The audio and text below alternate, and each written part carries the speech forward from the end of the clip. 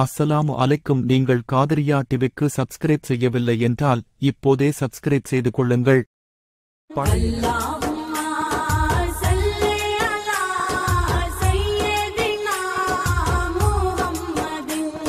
அஊது பில்லாஹி மினஷ் ஷைத்தானிர் ரஜீம். பிஸ்மில்லாஹிர் ரஹ்மானிர் Rahim. Bismillahirrahmanirrahim. Alhamdulillahi Rabbil Alamin. Erode மாவட்ட ஜமாஅத்துல் உலமா சபையின் பொதுச் செயலாளரும் இந்த பள்ளியின் இமாமுமான எங்கள் பாசத்துக்குரிய ஹஜ்ரத் ஃபைதுர் ரஹ்மான் பாக்கவி அவர்கள் இந்த நிகழ்வை தலைமையேற்று நடாத்தி தருமாறு அன்போடு கேட்டுக்கொள்கிறேன். ஹாஃபிதுல் குர்ஆன் முஹம்மது ஃபஹீம் அவர்கள். பிஸ்மில்லாஹிர் ரஹ்மானிர் ரஹீம்.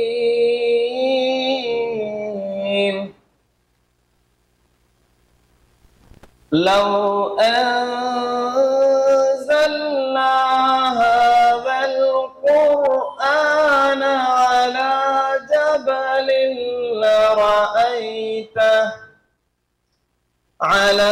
جبل لرأيته خاشعا متصدعا من خشية الله. கீதம் ஈரோடு மண்டல ஜமாஅத்துல் உலமா சபையின் பொருளாளர் ஷேக் நபி வாழும் மதீனா நான் அங்கு வருவேனா, பூவனுக்கும் உங்கள் ரௌலா கண்ணால் நான் தழுவேனா. நபி வாழும் மதீனா நான் அங்கு வருவேனா, பூவனுக்கும் உங்கள் ரௌலா கண்ணால் நான் தழுவேனா. நபி உம்மை காணத்தான் என் ஜீவன் வாழுது, விடுகின்ற மூச்செல்லாம் உம்மதனம் தேடுது. நபி உம்மை காணத்தான் என் ஜீவன் வாழுது, விடுகின்ற மூச்செல்லாம் உம்மதனம் தேடுது. இந்த இனிய நிகழ்விற்கு வருகை தந்திருக்கும், வருகை தர இருக்கும் நம் அனைவரின் மீதும் என்றென்றும் நிறைவாய் நின்று நிலவட்டுமாகுக. அஸ்ஸலாமு அலைக்கும் வரஹ்மத்துல்லாஹி வபரகாத்துஹு. ஈரோடு மண்டல ஜமாஅத்துல் உலமா சபையின் சார்பாக 2025ஆம் வருடம் அல்லாஹ்வின் இல்லத்திற்கு விருந்தாளிகளாக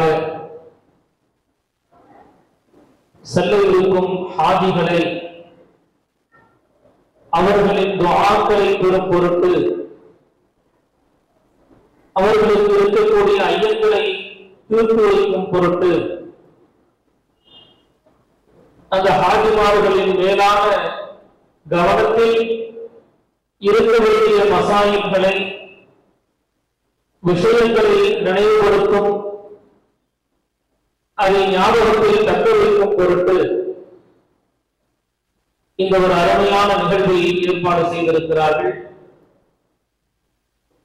அல்லாஹ் தஆலா இந்த நிகழ்வின் துவக்கமாக அவருடைய இறையிலத்திற்கு செல்ல இருக்கிற ஹாஜிமார்கள் உங்களோடு இருந்து நாங்களும் தல்பியாவை கொண்டு இந்த நிகழ்வை துவக்கலாம் என்கிற ஒரு எண்ணத்தோடு ஆரம்பமாக 3 முறை நாம் தல்பியா சொல்லிக் கொள்வோம். லப்பைக் அல்லாஹும்ம லப்பைக்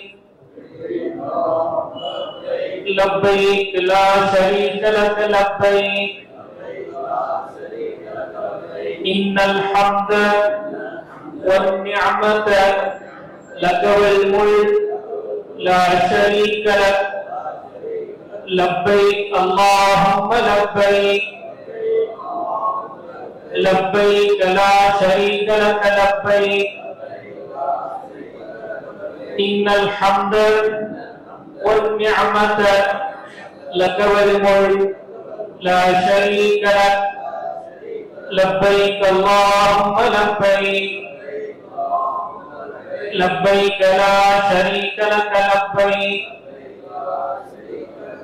إن الحمد والنعمة لك والملك لا شريك لك اللهم صل على سيدنا محمد وعلى آل سيدنا محمد كما صليت على إبراهيم وعلى آل إبراهيم إنك حميد مجيد اللهم بارك على سيدنا محمد وعلى آل سيدنا محمد كما باركت على إبراهيم وعلى آل إبراهيم إنك حميد مجيد. கண்ணியத்திற்குரிய ஹாஜிமார்களே, அல்லாஹ்வின் அழைப்பு இது ஒரு மகத்தான பாக்கியம். நாம் எளிதாக லேசான முறையில் அது கிடைக்க பெற்றிருந்தாலும் பல சிரமங்களுக்கு மத்தியில் அந்த ஹஜ்ஜை அதற்கான வாய்ப்பை நாம் பெற்றிருந்தாலும் அல்லாஹ்வின் நாட்டம் இதில் மிக முக்கியமானது. எனவே ஹஜ்ஜுக்காக வேண்டி தயாராக கொண்டிருக்கிற நீங்கள் அனைவரும் பெரும் பாக்கியசாலிகள். அல்லாஹ் உங்களுடைய பயணத்தை எளிதாக்குவாராக. அந்த கஅபாவை கண்ணார காணும் வரை ஹஜ்ஜினுடைய எல்லா கிரியைகளையும் லேசான முறையில் செய்யும் வரை ஹஜ்ஜை முடித்து மப்ரூரான ஹஜ்ஜாக ஏற்கப்பட்டு அங்கிருந்து நீங்கள் தாயகம் திரும்பும் வரை அல்லாஹ் உங்களுடன் இருப்பானாக. அன்பிற்குரியவர்களே, எல்லா அமல்களுக்குமே ஒரு சரியான வழிமுறை என்பது இருக்கிறது. வழிமுறை தெரிந்து கொண்டு அதை செய்யும் பொழுது மனத்திருப்தியோடு அதை செய்ய முடியும். அதன் உள்ளர்த்தங்கள் என்ன என்பதை விளங்கி நாம் செய்ய முடியும். சாதாரணமாக ஒரு தண்ணீரை குடிப்பதற்கும் ஜம்சமுடைய தண்ணீரை குடிப்பதற்கும் வித்தியாசம் உண்டு. அந்த ஜம்சமை, அதன் உள்ளர்த்தத்தை, அதில் இருக்கக்கூடிய பாக்கியங்களை, அதன் அதிசயத்தை நாம் மனதில் கொண்டு குடிக்கிற போது இருக்கிற பேரானந்தம் இருக்குது பாத்தீங்களா? அது சாதாரணமாக நாம் தெரியாமல் குடிக்கிற போது இருக்க. தெரியாமல் ஜம்சம் தண்ணிலே தெரியாது, நாம குடிச்சோம். அப்போது அதனுடைய ஷிபா, அதில் இருக்கக்கூடிய பாக்கியங்கள்லாம் நமக்கு கிடைக்கும். ஆனாலும் அதன் விவரம் என்ன தெரிஞ்சு குடிக்கும் போது, இது ஜம்சம் தான் தெரிஞ்சு குடிக்கும் போது ஒரு பேரானந்தம் ஏற்படும் பாத்தீங்களா? அந்த பேரானந்தம் அதை, அதனுடைய தாற்பயத்தை, அது என்ன விவரம்ங்கிறத தெரிஞ்சு செய்யும் பொழுது கிடைக்கும்.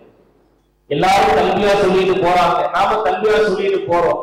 இஹ்ராம் உடையோடு செல்லுகிறோம், உம்ரா செய்கிறோம், ஹஜ்ஜை செய்கிறோம், பெருமானாரை ஜியாரத் செய்கிறோம், திரும்ப நம்ம ஊருக்கு வரோம். அல்லாஹ் நம்முடைய ஹஜ்ஜை மக்பூலாக ஆக்கிக் கொள்வான்.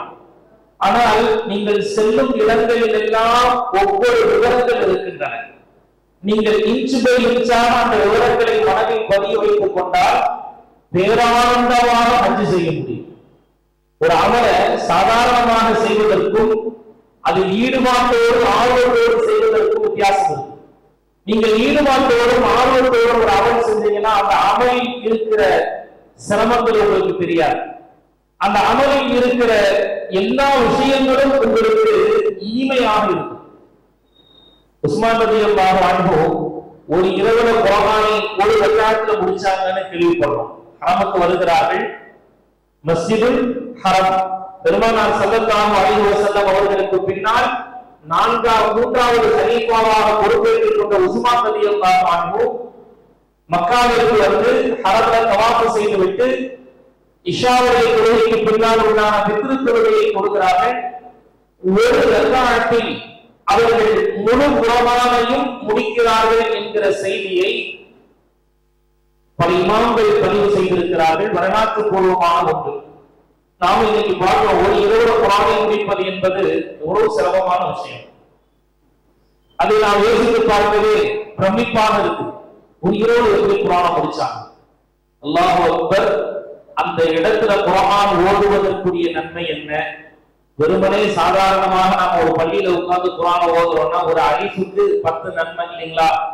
அதே ஹரம்ல வச்சு நீங்க குர்ஆன் ஓதுனா ஒரு அலிஃபுக்கு எத்தனை மடங்கு நன்மைகள் அதிகம். ஹரம்ல வச்சு ஓதும்போது அங்கு செய்யப்படுகிற நன்மைகள் எல்லாம் பன்மடங்கு நன்மைக்குரிய நன்மையை கொண்டு வந்து சேரும். அந்த இடத்தில் ஒரு குர்ஆனை சதம் செய்கிறார்கள் என்றால் எவ்வளவு பெரிய பாக்கியம் அவர்களுக்கு கிடைத்திருக்கும்.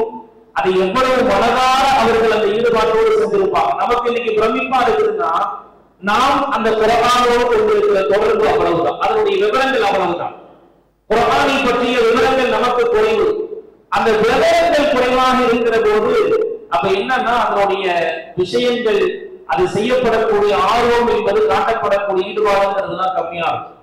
அதனாலதான் ஹஜ்ஜுக்கு செல்லக்கூடிய ஆஜிமார்கள் எந்த இடத்திலும் நீங்கள் ஆர்வம் குறைவாக ஆகிவிடக் கூடாது. அங்கு கிடைக்கக்கூடிய ஒவ்வொரு வாய்ப்பையும் நீங்கள் பயன்படுத்தணும். ஒவ்வொரு வாய்ப்பையும் நீங்க பயன்படுத்தணும். உங்களுக்கு அங்க எந்த அமலுமே சிரமமா இருக்க போறது இல்லை. எல்லாமே வழிகாட்டப்படும். எல்லாவற்றிற்கும் அல்லாஹ் வழிகாட்டக்கூடிய வழிகாட்டிகளை அல்லாஹ் அங்க அனுப்புவான். உங்க கூட வரக்கூடிய உலமாக்கள் அல்ல, அங்க இருக்கக்கூடிய வழிகாட்டிகள் அல்ல, உங்களுடைய உடன் வரக்கூடியவர்கள் அல்ல.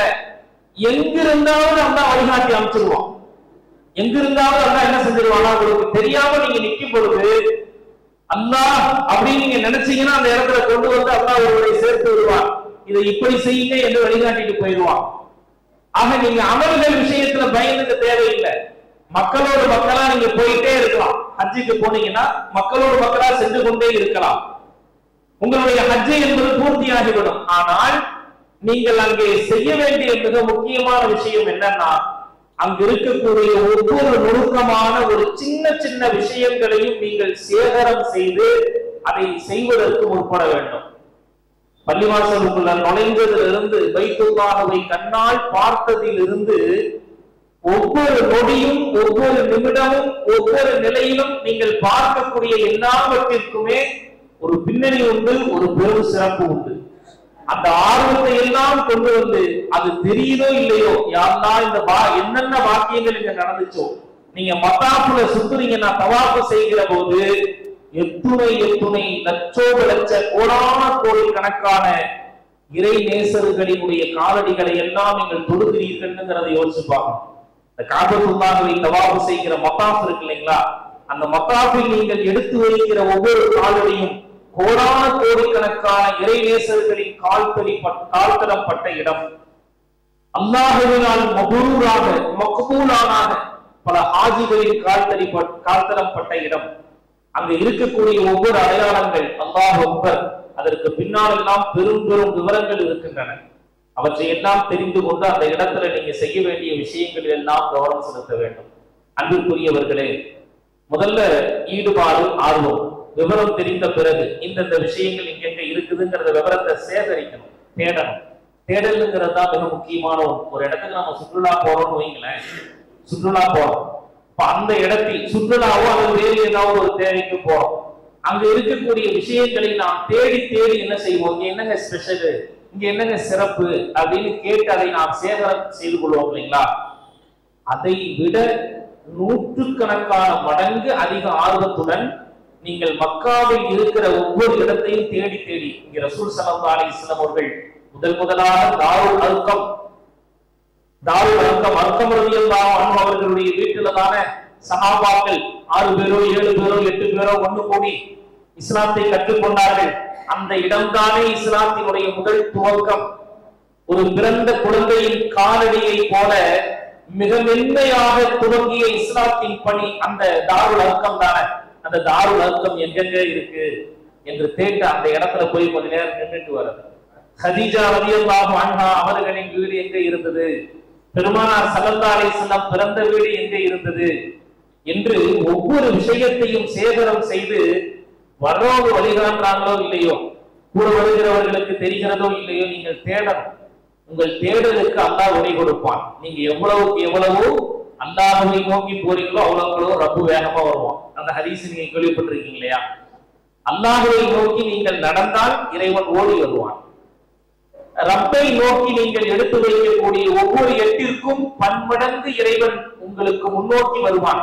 நீங்கள் ஹஜ்ஜினுடைய அந்த எல்லா விஷயங்கள்லையுமே விவரங்களை கேளுங்க, தேடலோடு இருங்கள். இங்க என்ன செய்யணும், இதில் இருக்கக்கூடிய பின்னணி என்ன கேட்டு கேட்டு அதை ஆர்வத்தோடு செய்யுங்கள். அல்லாஹ் தஆலா இந்த வாய்ப்பை மிக மிக அரிதாக உங்களுக்கு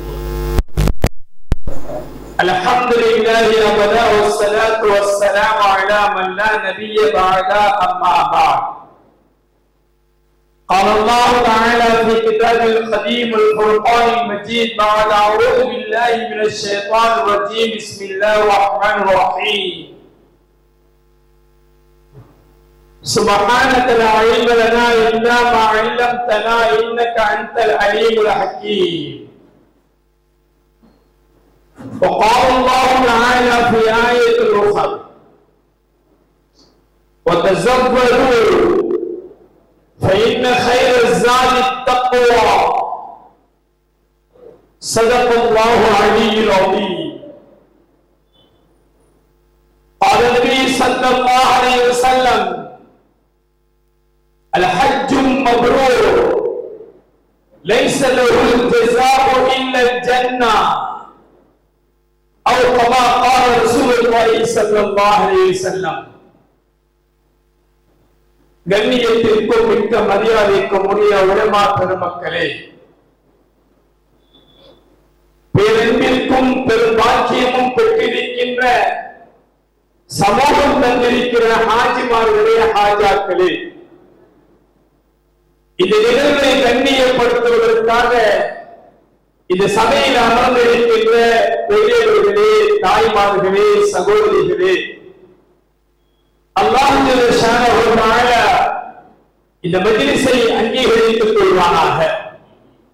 யாரெல்லாம் இந்த வருடம் உலகம் முழுக்க இருந்த ஹஜ்ஜுக்காக புறப்படுகிறார்களோ அத்தனை பேருடைய ஹஜ்ஜையும் மக்பூலானதாக, மப்ரூரானதாக, அவனால் பாவங்கள் களையப்பட்ட புனிதர்களாக அல்லாஹ் நம்மை மாற்றித் தருவானாக.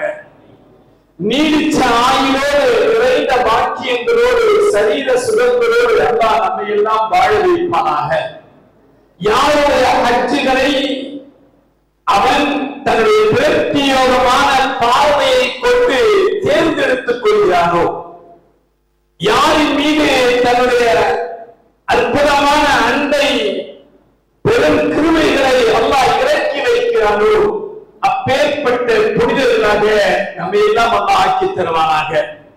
நீடிச்ச ஆயுளோடு, நிறைந்த பாக்கியங்களோடு, சரீர சுகங்களோடு வாழ்கின்ற ஒரு உயர்ந்த வாழ்க்கை, தூய்மையான வாழ்க்கை வாழ்கிற நல்ல ஒரு ஹிதாயத்தை பெற்றவர்களாக அல்லாஹ் என்னையும் உங்களையும், நம்முடைய பிள்ளைகள், நம்முடைய பேர குழந்தைகள், நம்முடைய வழிபாடுகளுக்கு உயர்ந்த அந்த மகாமை அல்லாஹ் தந்தல் புரிவானாக என்ற துஆவோடு அல்ஹம்துலில்லாஹ் ஹஜ் உம்ராவுடைய பயிற்சி களம் இது. ஹஜ் மற்றும் உம்ரா இந்த வரலாறுகள், அது சார்ந்த சட்டங்கள் கிட்டத்தட்ட சென்ற 2-3 மாதங்களாக பல நிகழ்வுகளிலே நீங்கள் படித்திருக்கிறீர்கள், கேட்டுக்கொண்டே இருக்கிறீர்கள். அந்த வரலாறுகளை, அந்த சட்ட திட்டங்களுக்குள்ளே உங்களை அழைத்து செல்வதற்கு முன்னதாக ஹஜ் என்ன நோக்கம், நாம் செய்கிற ஹஜ்ஜுடைய நோக்கம் என்ன, அந்த ஹஜ் என்ற அமலின் மூலமாய் நாம் அடைய வேண்டிய எதிர்பார்ப்பு என்ன? குர்ஆனிலே அல்லாஹ் 2ஆம் ஜுஸுவிலே ஹஜ் சம்பந்தப்பட்ட பாடத்தை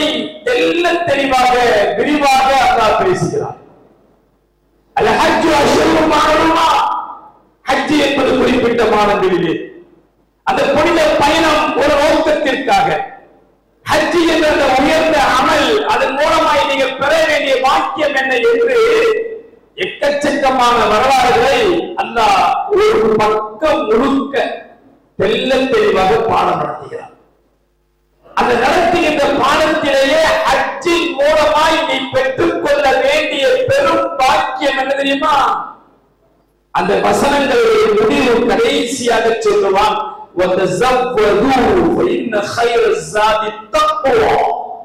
அல்லாஹ் சொல்கிறான், ஹஜ்ஜின் மூலமாய் தக்வாவை பெற்று விடுங்கள், ஹஜ்ஜின் மூலமாய் இறையச்சத்தை உண்டாக்கிக் கொள்ளுங்கள், ஹஜ்ஜின் மூலமாய் தக்வாவை உள்ளத்துக்குள்ளே வந்துவிட வேண்டும்.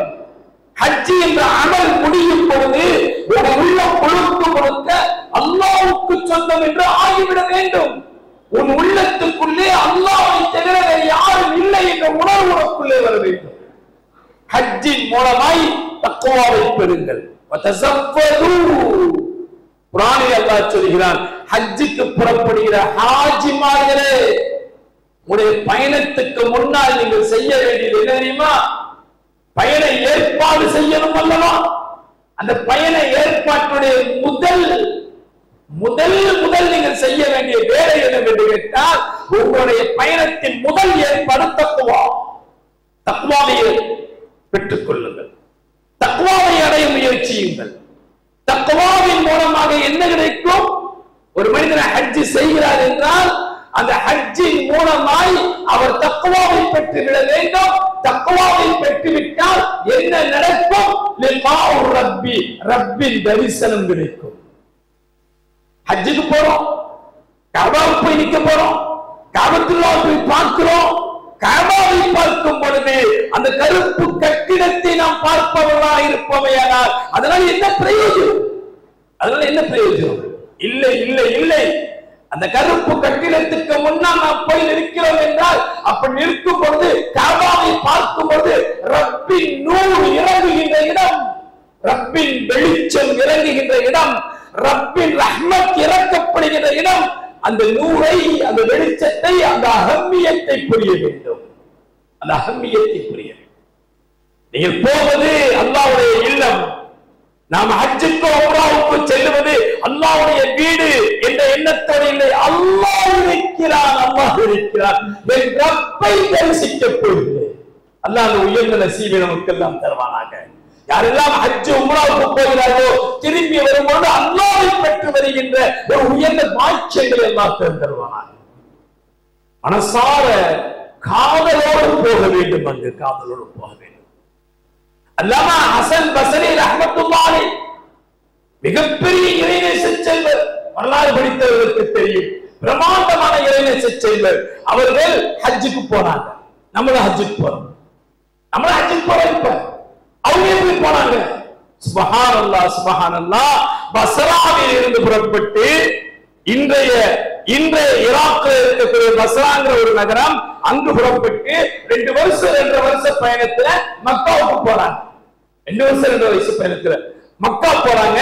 மக்காவுக்கு போய் மக்காவுக்குள்ள நுழைஞ்சு கஅபத்துல்லாஹ்க்குள்ள நுழைஞ்சு மக்காவுக்கு போய் தலையை குனிஞ்சு போய் தலவாசல், காபாவுடைய தலவாசலுக்கு முன்னாடி போய் நின்னதோட தன்னுடைய பார்வையை தூக்கி காபாவை பார்க்கறாங்க. பார்த்தோனே கதறாங்க, ரப்பே ரஹ்மானே, எங்கே உன்னுடைய நூர், எங்கே உன்னுடைய வெளிச்சம்? என்னைக்காவது நம்ம கண்ணுக்கு தெரியுதா? அல்லாஹ் அந்த நசீபை தருவானாக. அல்லாஹ் உயர்ந்த மக்காமை, உயர்ந்த சிந்தனையை அல்லாஹ்வுக்கு தருவானாக. தேடுகின்ற தேட்டம். ஆனால் அவருடைய பயணம் எப்படி தெரியுமா? ஹஜ்ஜுக்கு அவங்க போனது எப்படி தெரியுமா? ஒரு ஸ்டெப் எடுத்து வைப்பாங்க, 2 ரக்காத் தொழுவாங்க. ஒரு ஸ்டெப் எடுத்து வைக்கிறாங்க, 2 ரக்காத் தொழுகிறாங்க. 3ஆவது ஸ்டெப் எடுத்து வைக்கிறாங்க, அடுத்த 2 ரக்காத் தொழுகிறாங்க. ஆக ஒவ்வொரு ஸ்டெப்புக்கும் 2 ரக்காத். இப்படி தொழுது கொண்டே அவர் 2 வருட கால பயணமாக மக்காவுக்குள்ளே நுழைகிறார் என்றால் அவருடைய பயணத்தின் திட்டமிடல் எவ்வளவு ஆழம், எவ்வளவு அழுத்தம். அல்லாஹ்வை தேடி, அல்லாஹ்வை நாடி, அல்லாஹ் அடையணும், என் ரப்பை அடையணும். நான் போவது அவன் இல்லத்துக்கு போறேன், அவனின் வல்லமையை பார்க்க போகிறேன், அவனின் நூறாணியத்தை பார்க்க போகிறேன், அவனை அடைந்து கொள்ள வேண்டும் என்பதற்காக போகிறேன். அல்லாஹ்விலே தன்னை அழித்தவர்களாக போக வேண்டும். அல்லாஹ் அந்த நசீபை நமக்கு தருவானாக. சதா சிந்தனை ஹாஜிரி உள்ளத்தில் இருக்கணும். அவனை நான் பார்க்க போகிறேன், அவர் இல்லத்திற்கு போகிறேன். ஒரு நாள் நான் அவனை பார்க்க முடியாமல் போய்விட்டான். என் ரப்பு என்ன பார்ப்பானே, என் ரப்பு என்ன பார்ப்பானே. அந்த சிந்தனையோடு போக வேண்டும். அந்த சிந்தனையோடு போறாங்க கதறாரு.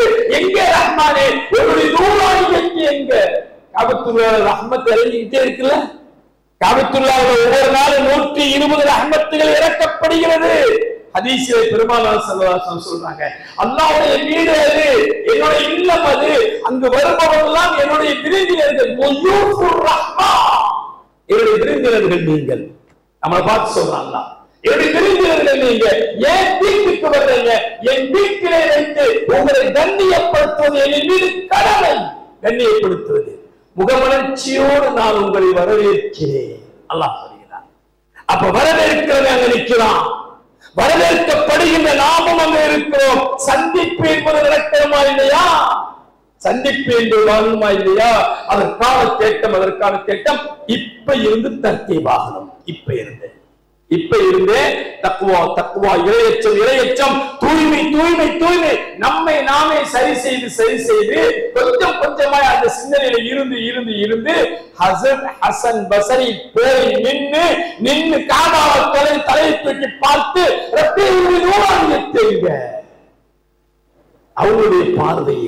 அவங்களுடைய பார்வையில் அது தெரிகிறது. சக்தி, ஆற்றல் அவங்களுக்கு. ஒவ்வொருவருக்கும் ஒரு நிலை.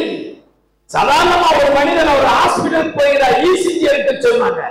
இசிஜி எடுத்தாச்சு, கோடு கூட இருக்கும். நம்ம கண்ணுக்கு முன்னாடி நம்ம பார்க்கிறோம், கோடு கூட இருக்குது, பார்த்துக்குவோம்.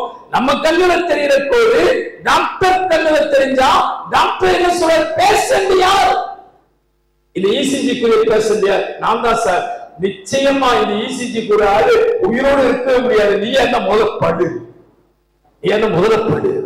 எப்படி நடந்து வந்த? ஒரு யார் நடக்க விட்ட படு அப்நார்மலா இருக்குது.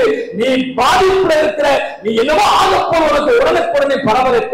நம்ம கண்ணுல பார்த்தோம், சாதாரணமா பார்த்தோம், அவர் கண்ணுல பார்க்கிற அவருக்கு விளங்குதா இல்லையா?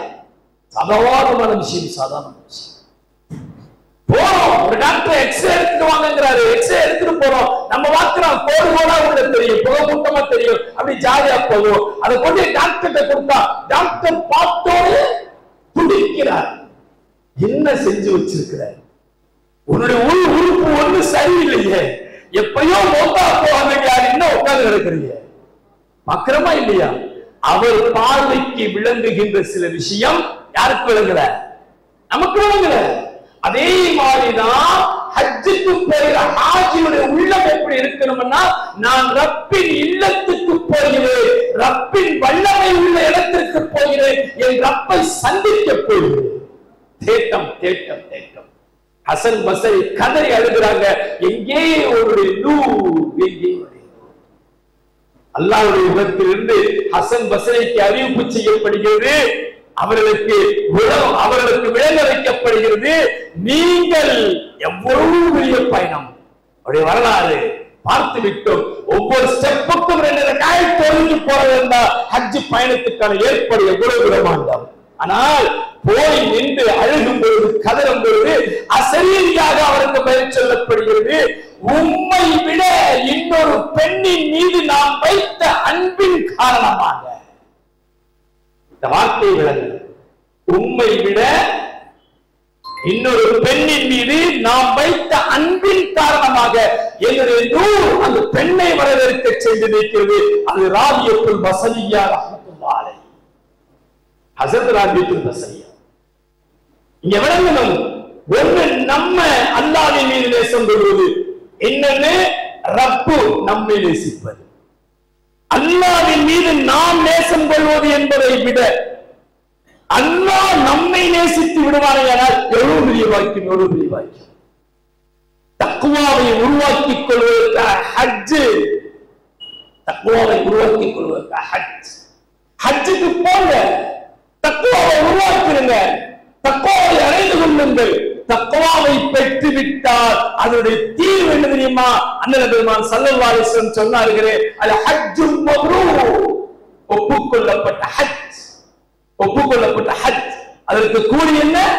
லைஸல் ஜஸாஉ இல்லல் ஜன்னah, சொர்க்கமே கூலி என்று பெருமானார் ஸல்லல்லாஹு அலைஹி வஸல்லம் மூலமாக அல்லாஹ் விளங்க வைத்தார். ஆனால் அந்த சொர்க்கத்துக்குள்ள நாம் அழைத்து செல்லப்படுகிற நிலை என்ன தெரியுமா? இதுதான் விளங்கணும். ஹஜ்ஜின் மூலமாய் தக்வாவை பெற்றுக் கொள்ள முடியும், நோன்பின் மூலமாய் தக்வாவை பெற்றுக் கொள்ள முடியும். அமல்களிலே ஆக பெரிய தக்வாவை, தக்வாவின் பின்னணியிலே ரிலாவை, ரிலாவின் பின்னணியிலே லிகாவை, ரப்பின் தரிசனம், ரப்பின் தரிசனம். அல்லாஹ்வுடைய வீட்டை பாருங்க, அல்லாஹ்வுடைய வல்லமைகளை போய் பார்ப்போம். அதெல்லாம் பார்த்து பார்த்து பார்த்து ஒரு கட்டம் இப்படி வரும், நாம் அல்லாஹ்வை பார்ப்போம். இன்ஷா அல்லாஹ், இன்ஷா அல்லாஹ். முஹம்மது ரசூல் ஸல்லல்லாஹு அலைஹி வஸல்லம் சொன்னாங்க, சதரவுன ரப்பி, சதரவுன ரப்பி, என்னோட ரப்ப சந்திப்பீங்க, என்னுடைய ரப்ப சந்திப்பீர்கள். நம்மகிட்ட சொல்றாங்க ரப்பி, அங்க கூட ரசூலுல்லாஹ்வுக்கு எவ்வளவு பாசம், என்னுடைய ரப்பு, என்னுடைய ரப்ப நீங்க சந்திப்பீங்க. நம்மளை பார்த்து சொன்னாங்க. எப்படி சந்திப்பீங்க தெரியுமா? கமா யரவுனல் பத்ர லைலத்துல் கமர, முழு நிலவை பௌர்ணமி தினத்தன்னைக்கு, 14ஆம் வானத்து நிலவு பௌர்ணமி தினத்தன்னைக்கு முழு நிலவை நீங்கள் இருந்த இடத்திலிருந்து எப்படி சந்திப்பீர்களோ, பார்க்கிறீர்களோ, அது மாதிரியாக ஒரு நாள் ஒரு நேரம் வரும், நீங்கள் இருந்த இடத்திலே இருந்து என்னுடைய ரப்பை தரிசிப்பீர்கள். பௌர்ணமியை பார்ப்பது எப்படி உங்களுக்கு இலகுவாக இருக்குமோ அதே இலகுவாக, அதே இனியாக நீங்கள் என் ரப்பை சந்திப்பீர்கள். அது மிக சீக்கிரத்தில் முதலாக நடக்கப் போகிறது, உம்மத்துக்கு தான் நடக்கும். என் உம்மத் பார்த்ததற்கு பிறகுதான் மற்ற நபிமார்களே ரப்பை பார்ப்பார்கள் என்று ரசூலுல்லாஹி ஸல்லல்லாஹு அலைஹி வஸல்லம் பேசுகிறார்களே. இந்த நிலை ஹஜ்ஜின் மூலமாய் தக்வாவை பெற்று அந்த இடங்களை சுற்றி சுற்றி அடைந்து அந்த இடத்துடைய வரலாறுகளை எல்லாம் நமக்குள்ளே உள்வாங்கி ஒரு விதமான தேஜஸை, ஒரு விதமான நமக்குள்ளே ஒரு விதமான ஞானமான ஈமானிய பவரை உண்டாக்கிக் கொள்வதை கொண்டு ரப்பின் ரிலாவும் ரப்பின் லிகாவும் கிடைக்கும். அண்ணல் பெருமான் ஸல்லல்லாஹு அலைஹி வஸல்லம் சொல்லுகிறாங்க, இந்த ரிலா எங்கு கிடைக்கும், இந்த லிகா எங்கு கிடைக்கும்? ஸல்லல்லாஹு அலைஹி வஸல்லம் சொல்லி காட்டுகிறார்கள். குர்ஆன் சொல்லுகிறது, ஹதீஸ் குதுஸி சொல்லுகிறது, நீண்ட நிறைய விஷயங்கள், அதெல்லாம் முழுமையாக இங்கு பேசுறதுக்கு நேரம் இல்லை. கொஞ்சம் மனசுக்குள்ள விழுகணுங்கிறதுக்காக 1-2 செய்திகளாக உங்களுடைய மனசுல பதிய வைக்கிறது.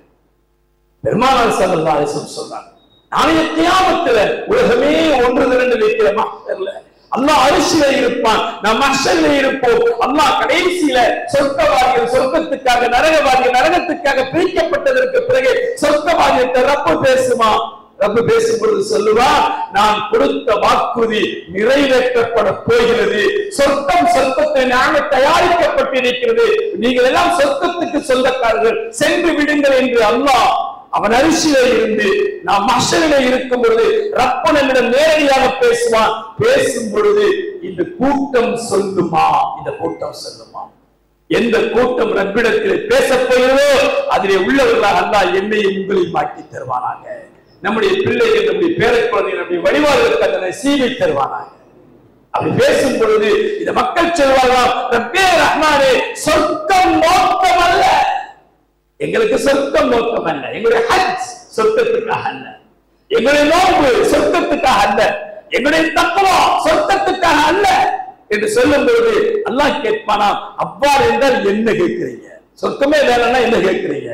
அப்போது இந்த மக்கள் சொல்லுவார்களாம், சொர்க்கத்தை விட ஒரு நியாமத் இருக்குது, அந்த நியாமத் வேண்டும். அது என்ன? குர்ஆனில் அல்லாஹ் சொல்லி காட்டுகிறார், வரிதுவானும் மினல்லாஹி அக்பர், வரிதுவானும் மினல்லாஹி அக்பர். ஆக பெரிய நியாமத் என்னவென்று கேட்டால் அல்லாஹ்வின் பொருத்தம், அல்லாஹ்வின் பொருத்தம். நீ தானே சொல்லி இருக்கிற, எனவே ஒரு பொருத்தத்தை எங்களுக்கு கொடு என்று கேட்கும் பொழுது நான் உங்களை பொருந்திக் கொண்டேன். ரலியல்லாஹு அன்ஹும் வ ரது அன். குர்ஆன் அல்லாஹ் சொல்றான், நான் உங்களை பொருந்திக் கொண்டேன், நீங்களும் என்னை பொருந்திக் கொண்டீர்கள், இப்போது செல்லுங்கள் என்று சொல்ல அப்பொழுதும் சொல்லுவார்களா, இல்லை நாயனே, இல்லை இல்லை இல்லை, இதைவிட இன்னொன்றும் இருக்கிறது. அடுத்த பாயிண்ட், என்ன அது? இன்னொன்றும் இருக்கிறது என்று அது என்ன என்று அல்லாஹ் கேட்பானாம். நாம் சொல்லுவோமோ அந்த நேரத்திலே சொல்லுவோம். குர்ஆன் சொல்லி காண்பிக்கிறது. அல்லாஹ் சொல்லுவான், அல்லாஹ்விடத்திலே நாம் சொல்லுவோம். என்னவென்றால் அல்லாஹ் நமக்கு சொல்லிக் கொடுத்த செய்தி அது. மறுமையிலே நாம் பேசுவோம், ரப்பே ரஹ்மானே, ரிலாவை பெற்றுவிட்ட நாங்கள் உன்னுடைய லிகா என்ற தரிசனமும் வேண்டும். உன் இல்லத்தை தரிசித்தோம், உன் வல்லமையை உணர்ந்தோ, உன் ஆற்றல், உன்னுடைய சக்தி, உன்னுடைய அத்தாட்சிகளை பார்த்தோம். இதையெல்லாம் பார்த்து பரவசப்பட்டு நிற்கிற நாங்கள் இப்பொழுது கேள்விக்கிறோம், உன்னை தரிசிக்க வேண்டும். உன்னை தரிசிக்க வேண்டும் என்று சொன்னதற்கு பிறகுதான் அல்லாஹ் நமக்கும் அவனுக்கு மத்தியிலே இடையில இருக்கிற 70,000 திரைகளை நகர்த்தி விட்டு அவன் அரிசியை இருப்பார். நாம் அவனை பார்ப்போம். அப்படி பார்க்கும் பொழுது நாம் புத்தி வேதத்து போயிடுவோம், மயங்கிடுவோம், சொக்கி போயிடுவோம், சிந்தனையற்று போயிடுவோம். அந்த நேரத்தில் அல்லாஹ் வழக்குமாரிடம் சொல்லுவானா, இவரெல்லாம் இப்பொழுது ஒரு விதமான போதையில் இருக்கிறாங்க, ஒரு விதமான மயக்கத்தில் இருக்கிறார்.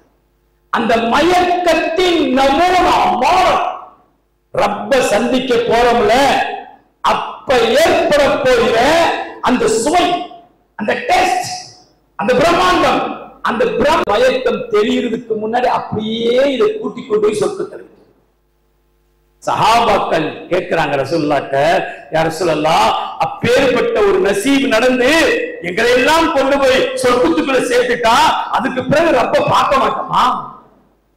அதுக்கு பின்னாடி ரப்ப பார்க்க மாட்டோமா என்று கேட்க, இல்லை இல்லை, ஒவ்வொரு திங்களும் காலை சுபுவுக்கு பிறகு என் ரப்பின் தரிசனம் சொர்க்கவாதிகளுக்கு சொர்க்கத்திலே கிடைக்கும். அல்லாஹ் அந்த உயர்ந்த வாக்கியத்தை நமக்கு தருவானாக. நமக்கு கிடைக்கிற அந்த பேர்களை நம்முடைய வழிபாடுகளுக்கு தந்து கொண்டே இருப்பானாங்க. நல்லா ஆமீன் சொல்லி வைங்க. ஏனுங்க, இல்லைன்னா வேற என்னங்க? பெருமானார் ஸல்லல்லாஹு அலைஹி வஸல்லம் எல்லாம் இவ்வளவு தெளிவா அந்த செய்திகளை இந்த சமூகத்துக்கு கொண்டு வந்து சேர்க்கிறாங்க. சஹாபாக்களுக்கு எவ்வளவு கவலை, ரொம்ப பார்த்துக்கிட்டே இருக்கிறது.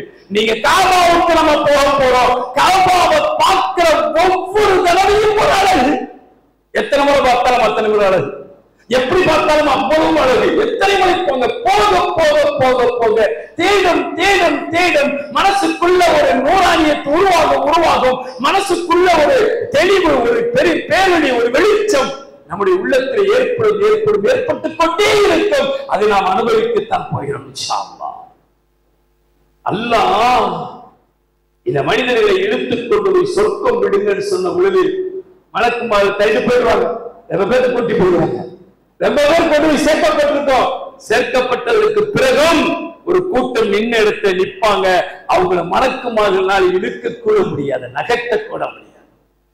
மலக்குமார்களால் அவங்க என்ன செய்ய முடியாது, நகட்ட கூட முடியல. மலக்குக்கு அல்லாஹ் கேட்பானா, எல்லாரும் சொர்க்கம் போயிட்டாங்களா? இல்ல நாயனே, முடிஞ்ச அளவுக்கு இழுத்து கொண்டு சேர்த்துட்டோம். ஒரு பெரும் கூட்டம் நிக்குது, நங்கூரம் போடப்பட்ட மாதிரி அப்படியே வெரி ஸ்ட்ராங், அதை அசைக்க கூட முடியல, நின்ன இடத்துல நிக்கிறாங்க என்ற பொழுது ஸல்லல்லாஹு அலைஹி வஸல்லம் சொல்றாங்க, அப்படி மலக்குகளின் மூலமாக நகர்த்த முடியாமல் நின்று கொண்டிருக்கிற கூட்டம் யார் தெரியுமா? என்னுடைய உம்மத் முஹம்மது ரசூல் ஸல்லல்லாஹு அலைஹி வஸல்லம் உம்மத்தான நான். அந்த கூட்டத்தில் அருகதை பெற்றவர்களாக அல்லாஹ் நம்மை ஆக்குவாராங்க. அப்படி நிற்போமா? நிற்கும் பொழுது அல்லாஹ் சொல்லுவானா, ஆம், என்னுடைய ஹபீப் முஹம்மது ரசூல் ஸல்லல்லாஹு அலைஹி வஸல்லம் கோபம் அது, அவருடைய தக்வா, அவருடைய தவக்குல், அவருடைய நிகாவை பெற்ற நிலை, அவர்களிடமிருந்து ரிலாவை பெற்ற நிலை, இது எல்லோரையும் விட உயர்ந்தது. அவர்களை உங்களால் நகர்த்த முடியாது, அவர்களை உங்களால் இழுக்க முடியாது. மாறாக இப்ப நீங்க என்ன செய்யறது தெரியுமா? உஸ்ரிஃபத்தில் ஜன்னத்துல் முத்தகீன். சுப்ஹானல்லாஹ், சுப்ஹானல்லாஹ். இந்த மக்களை சொர்க்கத்துக்கு உங்களால கொண்டு போக முடியாது. என்ன செய்யணும் தெரியுமா? உஸ்ரிஃபத்தில் ஜன்னத்து, சொர்க்கத்தை இழுத்து கொண்டு வாருங்கள் லில் முத்தகீ, இந்த தக்வாதாரியின் காலடிக்கு. நம்ம அங்க போறது இல்லைங்க, நம்ம நிக்கிறதுக்கு என்ன வரும்? சொர்க்கம் வரும் என்று குர்ஆனிலே அல்லாஹ் சொல்லுகிறான் என்றால் அது கிடைப்பது, அதை அனுபவிப்பது, அதை பெற்றுக்கொள்கிற இடம் அது எது என்றால் மகாம், ஹஜ்ஜுடைய இடங்கள், ஹஜ்ஜுடைய இடங்கள், ஹஜ்ஜுடைய கடமைகள். சுப்ஹானல்லாஹ், சுப்ஹானல்லாஹ். அருள்மறை குர்ஆனில் அல்லாஹ் சொல்றான் ஃபீ ஆயாத்துன் பையினாத். அங்க போய் பாருங்க, எண்ணற்ற காட்சிகள், எண்ணற்ற காட்சி. போனா தெரியும், ஆயிரக்கணக்கான தடவை நாம் லைவ்ல பார்த்துக்கிட்டே இருக்கிறோம் கேமரால. ஆனால் முதலாக கண்ணுல நேர்ல பார்க்க போறீங்க என்றால் அப்படி நேர்ல பார்க்கும் பொழுது ஏற்படுகிற பரவசம் இருக்குல்ல, சுப்ஹானல்லாஹ் சொல்ல முடியாது. அழிஞ்சு போயிடும் நம்முடைய உள்ளம், அப்படியே அதுக்குள்ள கொள்ள கொண்டு போயிடும், நம்ம அப்படியே அதுக்குள்ள நுழைஞ்சிடுவோம்.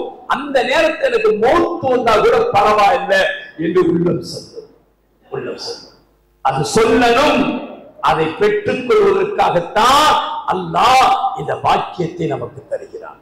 எனவே ஹஜ்ஜுக்கென்று யார் புறப்பட இருக்கிறோமோ நீங்கள் முதல்ல விளங்குங்க, நான் பாக்கியசாலி, நான் பாக்கியசாலி. இந்த வருடம் நம்ம நாட்டில் இருந்து 52,000 பேர் பணமெல்லாம் கட்டியும் என்ன செய்யப்பட்டிருக்குது, கேன்சல் செய்யப்பட்டிருக்கு. நிச்சயமா முடியாது, அவனால ஹஜ்ஜு போக முடியாது. எல்லாம் கட்டிட்டாங்க, எல்லாம் ரெடி, எல்லாம் சொல்லியாச்சு. ஆனால் என்ன ஆச்சு, பயணம் தடுக்கப்பட்டுடுச்சு. பயணம் என்ன காரணம்? காரணம் என்ன? ஏன் தடுக்கப்பட்டாங்க? அவனுடைய என்ன குறை இருந்துச்சு? என்ன காரணம்? ஒன்னே ஒண்ணு, ரப்பின் நாட்டம் இல்லை, அவ்வளவுதான். அதை தேட வேற ஒரு காரணம் தேட முடியாது, அதெல்லாம் இல்லவே இல்லை. ரப்பின் நாட்டம் இல்லை. அல்லாஹ் யாரை நாடுவானோ அவர்களை மட்டும்தான் அங்கு கொண்டு வந்து நிறுத்துவான், அவளை மட்டும்தான் கொண்டு வந்து நிறுத்துவான். அது மட்டும் இல்ல, இன்னொரு செய்தி என்ன தெரியுமா, பணம் காசுக்கும் ஹஜ்ஜுக்கு சம்பந்தம்லாம் இல்லை.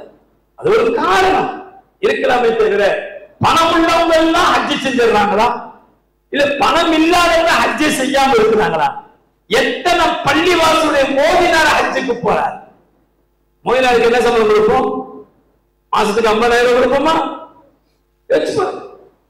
எத்தனை மோதினார் போறாங்க, எத்தனை கேரா பிளாட்பாரத்துல வேலை செஞ்சுட்டு இருக்கிறவங்க போறாங்க ஹஜ்ஜுக்கு. என்ன காரணம்?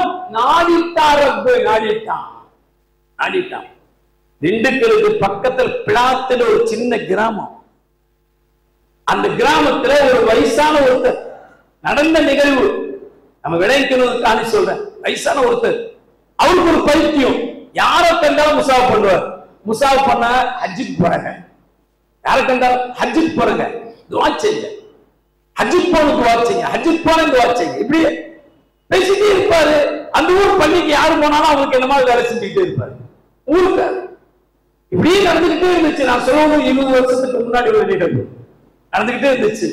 ஒரு நாள் ஒரு டிராவல்ஸ் ஓனர் அந்த ஊர்ல இருந்து 2 பேர்த்த ஹாஜிக்கு போறவங்கள ஹாஜிட்ட பாஸ்போர்ட் வாங்குறதுக்கு வந்தவர் காரை நிறுத்தி பள்ளியில ஒரு காரை தொடச்சிக்கிட்டு இருக்கிறாரு. வெளியே வர்றாரு, காருக்கு ஏற வரையில முசாஃப் பண்ணி நான் ஹஜ்ஜுக்கு போகணும் துவாச்சு. அவரு ஏற்கனவே போயிட்டாரு, என்ன நினைச்சானதுல திரும்பி வர்றாரு. வந்து இவர்கிட்ட கேட்கிறாரு, நீங்க ஹஜ்ஜுக்கு போறோமா, உங்களுக்கு என்ன தெரியும்? என்ன வேணாலும் தெரியும், வேலை கொடுத்தீங்கன்னா வேலை செய்வேன். பாஸ்போர்ட் இருக்கா? இல்லையே. சரி, கூட்டிட்டு போய் பாஸ்போர்ட் எடுத்தாச்சு. யார் செய்யறா? அல்லாஹ்வுடைய வேலை. பாஸ்போர்ட் எடுத்தாச்சு, கூட்டிட்டு போயிட்டாங்க, ஹஜ்ஜு முடிஞ்சிருச்சு. அவர் திரும்பி வரல. என்னன்னு கேட்டா, ஹஜ்ஜுக்கு போறார், மக்காவுக்கு போறார், உம்ராவை முடிக்கிறார், அடுத்த நேரம் ஒரு முறை காபத்துல்லாஹ்க்கு போறார், தொழுகிறாரு, சஜிதாவுல மூத்தாயிட்டார்.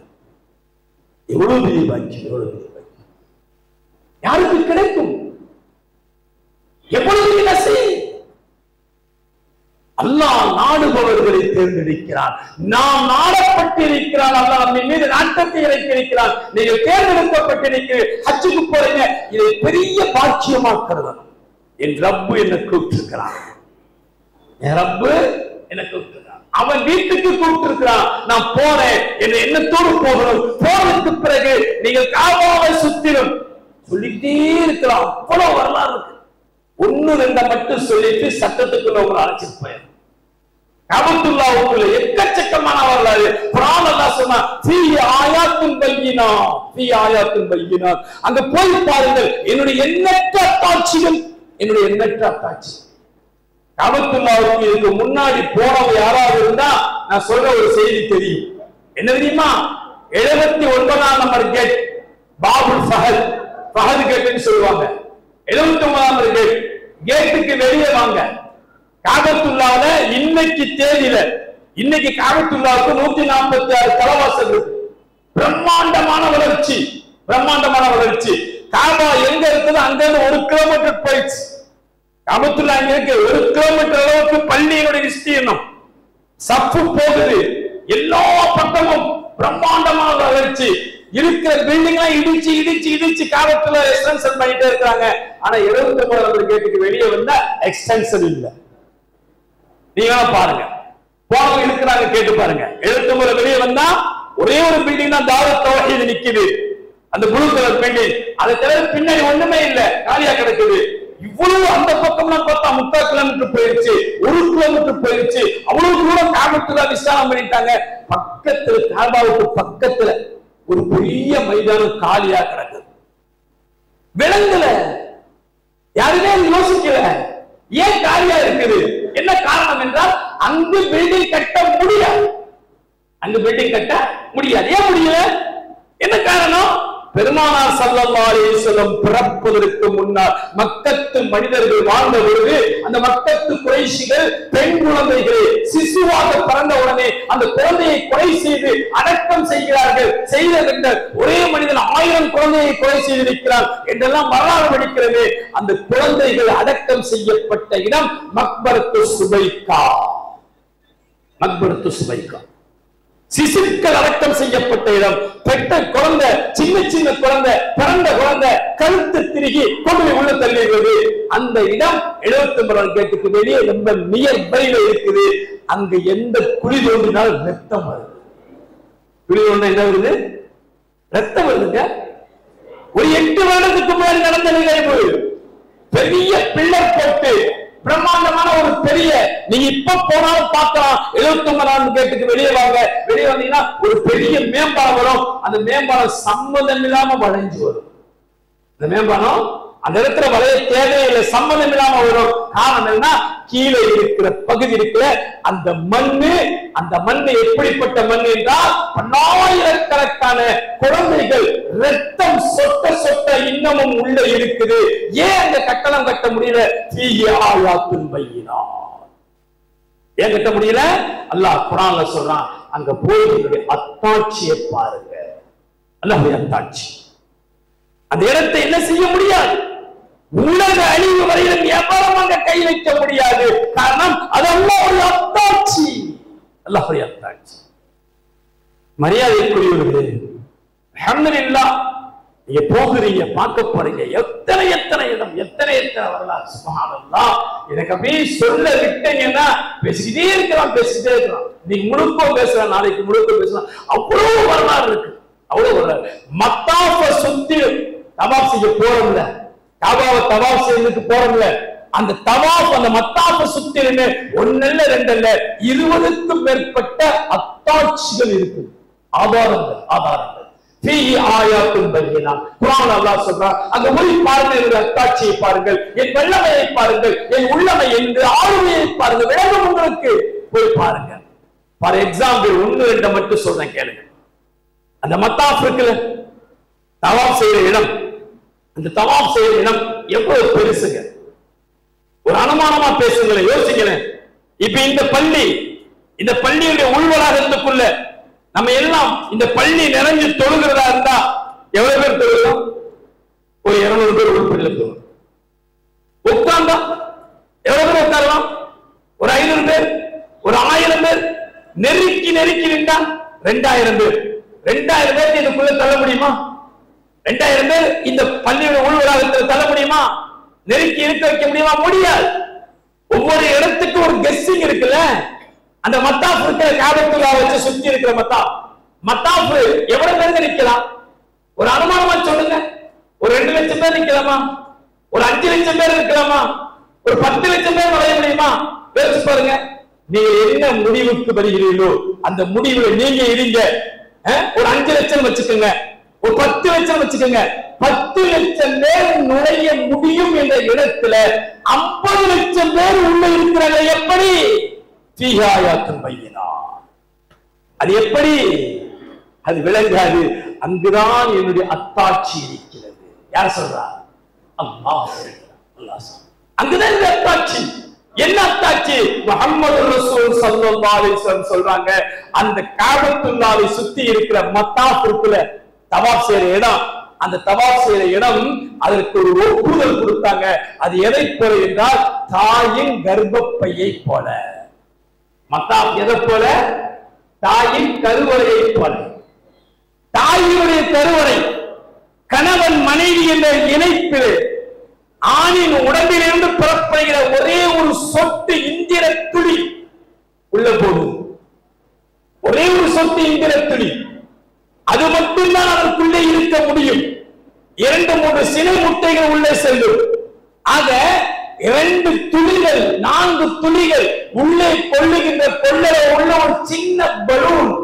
ஆனால் அது அடுத்த 8 மாசம் 9 மாசம் கழியும் பொழுது 3.5 கிலோ 4 கிலோ எடை உள்ள அவ்வளவு பெரிய புள்ளைய உள்ள தனக்குள்ள தாங்கி வச்சுக்குதா இல்லையா? தனக்குள்ள அந்த குழந்தை பெருசாக பெருசாக பெருசாக அந்த தாயினுடைய கருவறை விரிந்து விரிந்து விரிந்து அந்த பிள்ளையை அப்படியே பாதுகாத்து குறிப்பிட்ட நேரம் வரும் பொழுது வெளியே தள்ளி விட்டுட்டு மீண்டும் அந்த பலூன் சுருங்கிருது. நடக்குதா இல்லையா? சொன்னார்கள் ரசூலுல்லாஹி ஸல்லல்லாஹு அலைஹி வஸல்லம். இதே மாதிரிதான் மத்தாப். இதே மாதிரிதான் மத்தாப். மத்தாப்புக்குள்ள ஒரே நேரத்துல அதிகபட்சமா 1 லட்சம் நிக்கலாம், 2 லட்சம் நிக்கலாம். உங்களுடைய அனுமானமா இருந்தா 50 லட்சமும் உள்ள போகுது, எல்லோரையும் உள்ள வாங்கிக்குது. காரணம் அந்த மத்தாப் இருக்குது, அது தாயின் கருவறையை போல. யாரையும் என்ன செய்யாது, உள்ள இறங்காத, முடியல, இடம் இல்ல, போயிடு அப்படின்னு யாரையும் சொல்லாது. எவ்வளவு பேர் இறங்கினாலும் உள்ள வாங்கிட்டே இருக்கும், வாங்கிட்டே இருக்கும், வாங்கிட்டே இருக்கும். மத்தா விசாலம் ஆயிட்டே இருக்கும், ஆயிட்டே இருக்கும், ஆயிட்டே விளங்காது. ஃபீஹி ஆயாத்துன் பையினாத். நீங்க போங்க, நீங்க போனீங்கன்னா அல்லாஹ்வுடைய அத்தாட்சி அங்க பார்ப்பீங்க. 50 லட்சத்துல ஒண்ணா அல்லாஹ் நம்மள நிக்க வைக்கிறான்ல, 40 லட்சத்துல ஒண்ணா அல்லாஹ் நம்மள நிக்க வைக்கிறான்ல. அப்ப தன்னுடைய இல்லத்திற்குள்ளே தன் இல்லத்திற்கு முன்னால் ஒவ்வொருவரையுமாக 50 லட்சம் இன்ஷா அல்லாஹ் சும்மா இன்ஷா அல்லாஹ் 2030 1 கோடி பேர், 1 கோடி பேர் 2030 எவ்வளவு பேர் ஹஜ் செய்ய போறாங்க? 1 கோடி பேர் ஹஜ் செய்ய போறாங்க. பிரம்மாண்டமான ஏற்பாடு நடந்துட்டு இருக்குது. 1 கோடி உள்ளவரும் மத்தா தாண்டி நிற்கும், மத்தா உள்ள ஏத்துக்கிறோம், எல்லாம் நடக்கும். இது யாரால் முடியும்?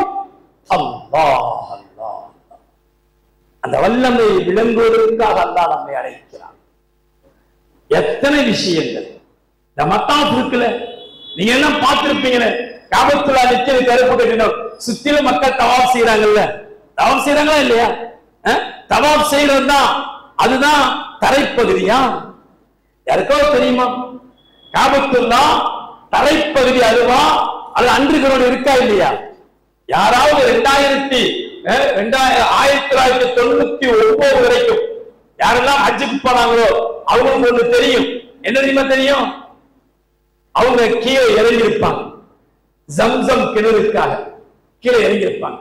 மத்தாப் இப்ப நம்ம தவாப் செய்யற இடம் இருக்குது, தவாப் செய்யற இடத்துல இருந்து ஒரு 20-30 அடி பள்ளத்துல ஜம்சம் கிணறு, அது ஃபர்ஸ்ட் அண்டர்கிரவுண்ட். அதுக்கு கீழே அண்டர்கிரவுண்ட். 2006 வரைக்கும் போனவங்க ஜம்சம் பார்த்திருக்கிறாங்க, ஜம்சம்ல குளிச்சிருக்கிறாங்க, ஜம்சம்ல ஒளி செஞ்சிருக்கிறாங்க. 2006 2006 ஹஜ் ஜனவரில இருந்துச்சு, டிசம்பர்ல இருந்துச்சு. டிசம்பர் ஹஜ்ல யாரும் பார்க்க முடியல, மூடிட்டாங்க, யாரும் பார்க்க முடியல. இப்ப நீங்க பார்க்கிறோமே, இப்ப நம்ம தவாப் செய்யறோமே, அதுவா தரைப்பகுதி? இல்ல இல்ல, தரைப்பகுதி. அதுக்கு கீழே 2 அண்டர்கிரவுண்ட் இருக்கு. காபத்துல்லாவுல கீழே எத்தனை அண்டர்கிரவுண்ட் இருக்கு? 2 அண்டர்கிரவுண்ட் இருக்குது. அதெல்லாம் பார்க்க முடியல. அவ்வளவு பள்ளம் காபத்துல்லா. காபத்துல்லா பள்ளத்துல இருக்குது. காபத்துல்லா கீழே கீழே போயிட்டே இருக்குது, ஆக பள்ளத்துல இருக்குது. ஆனா எர்த்தனுடைய பொது நியதி என்ன தெரியுமா? இந்த பூமியுடைய நியதி, இந்த பூமியுடைய ஒரு பொது உலகம் முழுமைக்கும் பூமியுடைய பொது நியதி என்னன்னா, ஷீ லெவல், கடல் மட்டத்திலிருந்து பள்ளத்துக்குள்ள கடல் மட்டத்தை விட ஆழமாக குழி தோண்டப்பட்டால், கடல் மட்டத்தை விட ஆழத்துக்கு குழி தோண்டப்பட்டால், குழி தோண்டப்படுகின்ற இடத்துக்கு என்ன வந்துடும்? தண்ணி வந்துடும். உலகம் முழுமைக்கும் அது பொது நியதி. கடல் மட்டத்தை விட பள்ளம் போனால் தண்ணி அங்க வந்துடணும். ஆனால் காபத்துல்லா மக்காவிலிருந்து 76 கிலோமீட்டர் தூரத்துல ஜித்தா இருக்குது. ஜித்தாவில் இருந்து கடல் மட்டம், அந்த கடல் மட்டத்திலிருந்து 1 2 614 அடி பள்ளத்துல காபா இருக்குது. தண்ணி வரல. ஏன் வரல? ஃபீஹி ஆயாத்துன் பையினாத். ஏன் வரல? அங்கதான் அல்லாஹ்வுடைய அத்தாட்சி, அல்லாஹ்வுடைய வல்லமை, அல்லாஹ்வுடைய ஆற்றல். சும்மா போய் நிற்க கூடாது. இந்த சிந்தனைகளோடு போய் நில்லுங்க. அப்ப பாருங்க நம்ம உள்ளத்துல என்ன நடக்குது. அப்ப பாருங்க ஹஜ்ருல் அஸ்வத். சுப்ஹானல்லாஹ் சுப்ஹானல்லாஹ். என்ன அமலுக்கு போனாலும் ஹாஜிகள் இங்கிருந்து அவர் ஹஜ்ஜுக்கு போனாலும் சரி, அவர் உம்ராவுக்கு போனாலும் சரி, அவர் என்ன அமலுக்கு போனாலும் முதல்ல போய் நிற்க வேண்டிய பவுண்டரி, ஒரு மனிதன் தன்னுடைய ஹஜ்ஜி தன்னுடைய உம்ரா பயணத்தை முதல்ல போய் நிற்க வேண்டிய இடம் காபத்துல்லாவின் ஒரு மூலை. அந்த மூலை காபத்துல்லாவுடைய தலைவாயில் இது. இந்த மூலைக்கு பெயர் ருக்குனுல் ஹிந்த். இந்த மூலையுடைய பெயர் ருக்குனுல் ஹிந்த், இந்திய திருநாட்டு மூலை என்று அண்ணன் பெருமான் ஸல்லல்லாஹு அலைஹி வஸல்லம் வச்ச பேர். இந்த மூலையில தான் ஹஜ்ருல் அஸ்வத் இருக்கு. அந்த மூலையில தான் ஹஜ்ருல் அஸ்வத். ஹஜ்ர் என்றால் கல்லு, அஸ்வத் என்றால் கருப்பு நிற கல். கருப்பு என்ற அர்த்தம், கருப்பு கல். ஆனால் பெருமானார் ஸல்லல்லாஹு அலைஹி வஸல்லம் அவர்கள் சொன்னாங்க, சொர்க்கத்திலே இருந்து பாபா ஆதம் அலைஹிஸ்ஸலாத்து வஸ்ஸலாம் அவருடைய அல்லாஹ் இந்த பூமிக்கு அனுப்பும் பொழுது அவர் கொண்டு வந்த பொருட்கள் 10. சொர்க்கத்திலிருந்து கொண்டு வந்தது 10. அப்படி கொண்டு வந்ததுல ஒண்ணு ஹஜ்ருல் அஸ்வத். கொண்டு வந்ததுல ஒண்ணு ஹஜ்ருல் அஸ்வத். பூமியில இருக்கக்கூடிய சொர்க்கத்தினுடைய கற்கள் 2 இருக்குது. ரெண்டுமே மத்தாஃப்ல இருக்கு. சொர்க்கத்திலிருந்து வந்த கல்லு ரெண்டுமே எங்க இருக்கு? மத்தாஃப்ல இருக்குது. அந்த மத்தாஃப்ல இருக்கிற முதல் கல்லு ஹஜ்ருல் அஸ்வத். இன்னொரு கல்லு மகாம இப்ராஹிம். வத்தகிது மின் மகாமி இப்ராஹிம் முஸல்லா. குர்ஆன் அல்லாஹ் சொல்றானா இல்லையா? நோக்கி தொழும் திசையாக மகாம இப்ராஹிமை ஆக்கிக் கொள்ளுங்கள். 2 கல்லு. இந்த 2 கல்லுடைய வரலாறையும் சொல்லிட்டு உங்களை சட்டத்துக்குள் நான் அழைத்து செல்கிறேன். முதல் விஷயம் ஹஜ்ருல் அஸ்வத். ஹஜ்ருல் அஸ்வத் இருக்கிற இந்த மூலைக்கு பெயர் ருக்குனுல் ஹிந்த். அடுத்த மூலை இந்த மூலைக்கு பெயர் ருக்குனே இராக்கி. ருக்குனே இராக்கி. இந்த மூலையிலிருந்து இந்த மூலை வரைக்கும் அந்த வளைவு பகுதி ஹதீம். அந்த வளைவு பகுதி ஹதீம். ருக்குனே இராக்கி, ருக்குனே ஷாமி. இந்த 2 மூலையும் சேர்ந்து வளைவாக இருக்கிற அந்த இடம், அதற்கு பேர் ஹத்தீம் என்று சொல்லுவார்கள், ஹிஜ்ர இஸ்மாயில் என்று சொல்லுவார்கள். 4வது மூலை, இந்த மூலைக்கு பேர் ருக்குனுல் யமனி. ருக்குனுல் யமனி வந்துட்டா அங்கிருந்து மீண்டும் ஹஜ்ருல் அஸ்வத் போறதுக்கு இடையில துஆ இருக்குது. என்ன துஆ? ரப்பனா ஆத்தினா ஃபித் துன்யா ஹஸனா வ ஃபில் ஆখিরাতি ஹஸனத்தன் வ கினா அஸாபன்னார் வ அத்கில்னல் ஜன்னத மஅல் அப்ரார் யா அஸீஸ் யா கஃபார் யா ரப்பல் ஆலமீன். சுப்ஹானல்லாஹ். இந்த துஆவை ஓதிட்டு போணும். இந்த துஆவை ஓதிட்டு போணும். அது ருக்குனுல் ஹிந்த், இந்திய திருநாட்டு மூலை ஹஜ்ருல் அஸ்வத். அதை பற்றிய வரலாறு. அண்ணன் பெருமான் ஸல்லல்லாஹு அலைஹி வஸல்லம் ஹதீஸின் மூலமாக பதிவு செய்திருக்கிறார்கள். கான ஹஜ்ருல் அஸ்வத் அபியலு மினல் லபன். கல்லு இருக்குல, கருப்பு கல்லு, அது எப்படிப்பட்ட நிலத்தில் இருந்துச்சுன்னா பாலை விட வெள்ளை வெளேர் என்ற நிலம். சொர்க்கத்திலிருந்து பாபா கொண்டு வந்தாங்க. ஆதம் அலைஹிஸ்ஸலாம் கொண்டு வந்த அந்த கல்லு இங்க வந்து வைக்கப்பட்டு அடையாள சின்னமாய் அதை நிறுவனம் செய்ததற்கு பிறகு ஆதத்துடைய பிள்ளைகள் அவர்கள் எவர்களெல்லாம் அதை தொட்டார்களோ தொடுபவருடைய பாவமெல்லாம் அதிலே பட்டு அது கருப்பா போச்சு. அப்சர்வேஷன். ஸல்லல்லாஹு அலைஹி வஸல்லம் இப்படி சொன்னாங்க. அதை போய் முடிஞ்சா நல்லா பார்த்துக்கங்க. முடிஞ்சா அது என்ன செய்யணும்? பார்த்துக்கங்க, முறைக்கணும். சும்மாவே வரக்கூடாது. என்னடா இவ்வளவு கூட்டமா இருக்குது, நான் எங்க போய் பார்க்கிறது அப்படின்னா வெளியே இருக்க முடியும். பார்த்துத்தான் தீருவேன், தொட்டுத்தான் தீருவேன் அப்படின்னு முடிவு பண்ணுனா கொண்டு போயிடுவாங்க. இங்கதான் இருக்கணும். இங்க இருக்கிறத வச்சுதான் அங்க செயல். உள்ளம் என்ன, அது தகுந்த அது நடக்கும். 2 காய் தொழுவுங்க வெளி நின்று, அல்ல நான் ஹஜ்ருல் அஸ்வத் பார்க்கணும்.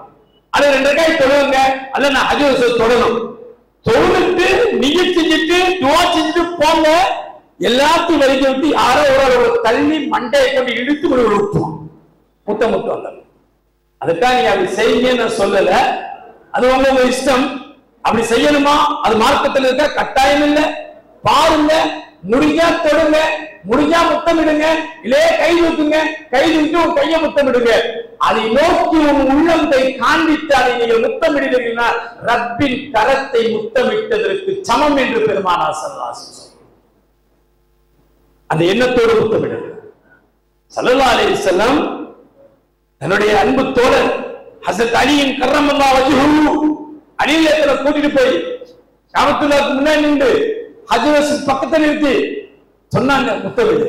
முத்தமிட்டாங்க. இன்னொரு தடவை முத்தமிடு, முத்தமிடுறாங்க. 3வது முறை முத்தமிடு, முத்தமிட்டாங்க. முத்தமிட்டதுக்கு பிறகு ஸல்லல்லாஹு அலைஹி வஸல்லம் சொன்னாங்களா, அலியே இது என்ன தெரியுமா, அல்லாஹ் ரசூல் ஆயிடம் பணிவு. அது என்ன தெரியுமான்னு கேட்டா, ஆமா தெரியுமா ஹஜ் ரசூல் சொல்லிட்டு போறாங்கல்ல, சொல்ல மாட்டாங்க சஹாபாக்கள், அல்லாஹ்வுக்கு ரசூலுக்கு தான் தெரியும். என்னன்னு சொன்னீங்கன்னா தெரிஞ்சுக்கிறேன், என்னன்னு சொன்னீங்கன்னா தெரிஞ்சுக்கிறேன். ஒரு பெரிய செய்தியை சொன்னாங்க, ஒரு பெரிய செய்தி.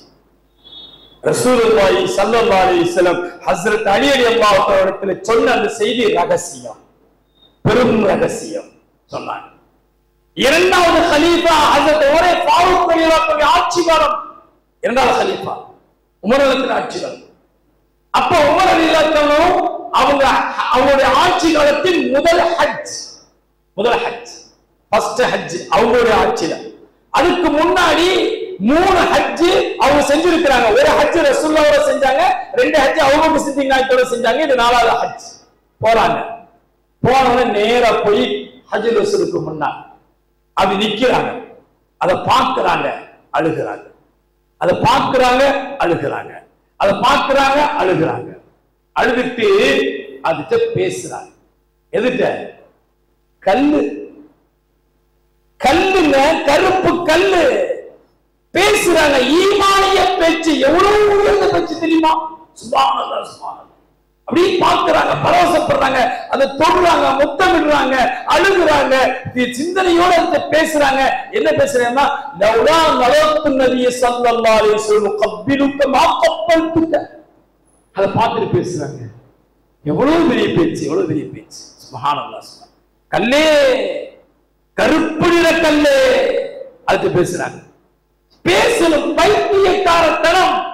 ஏன், என்ன காரணம்? அது வந்தது சொர்க்கத்துல இருந்து. நான் எங்க போகணும்? நான் எங்க போகணும்? சொர்க்கத்துல போகணும்.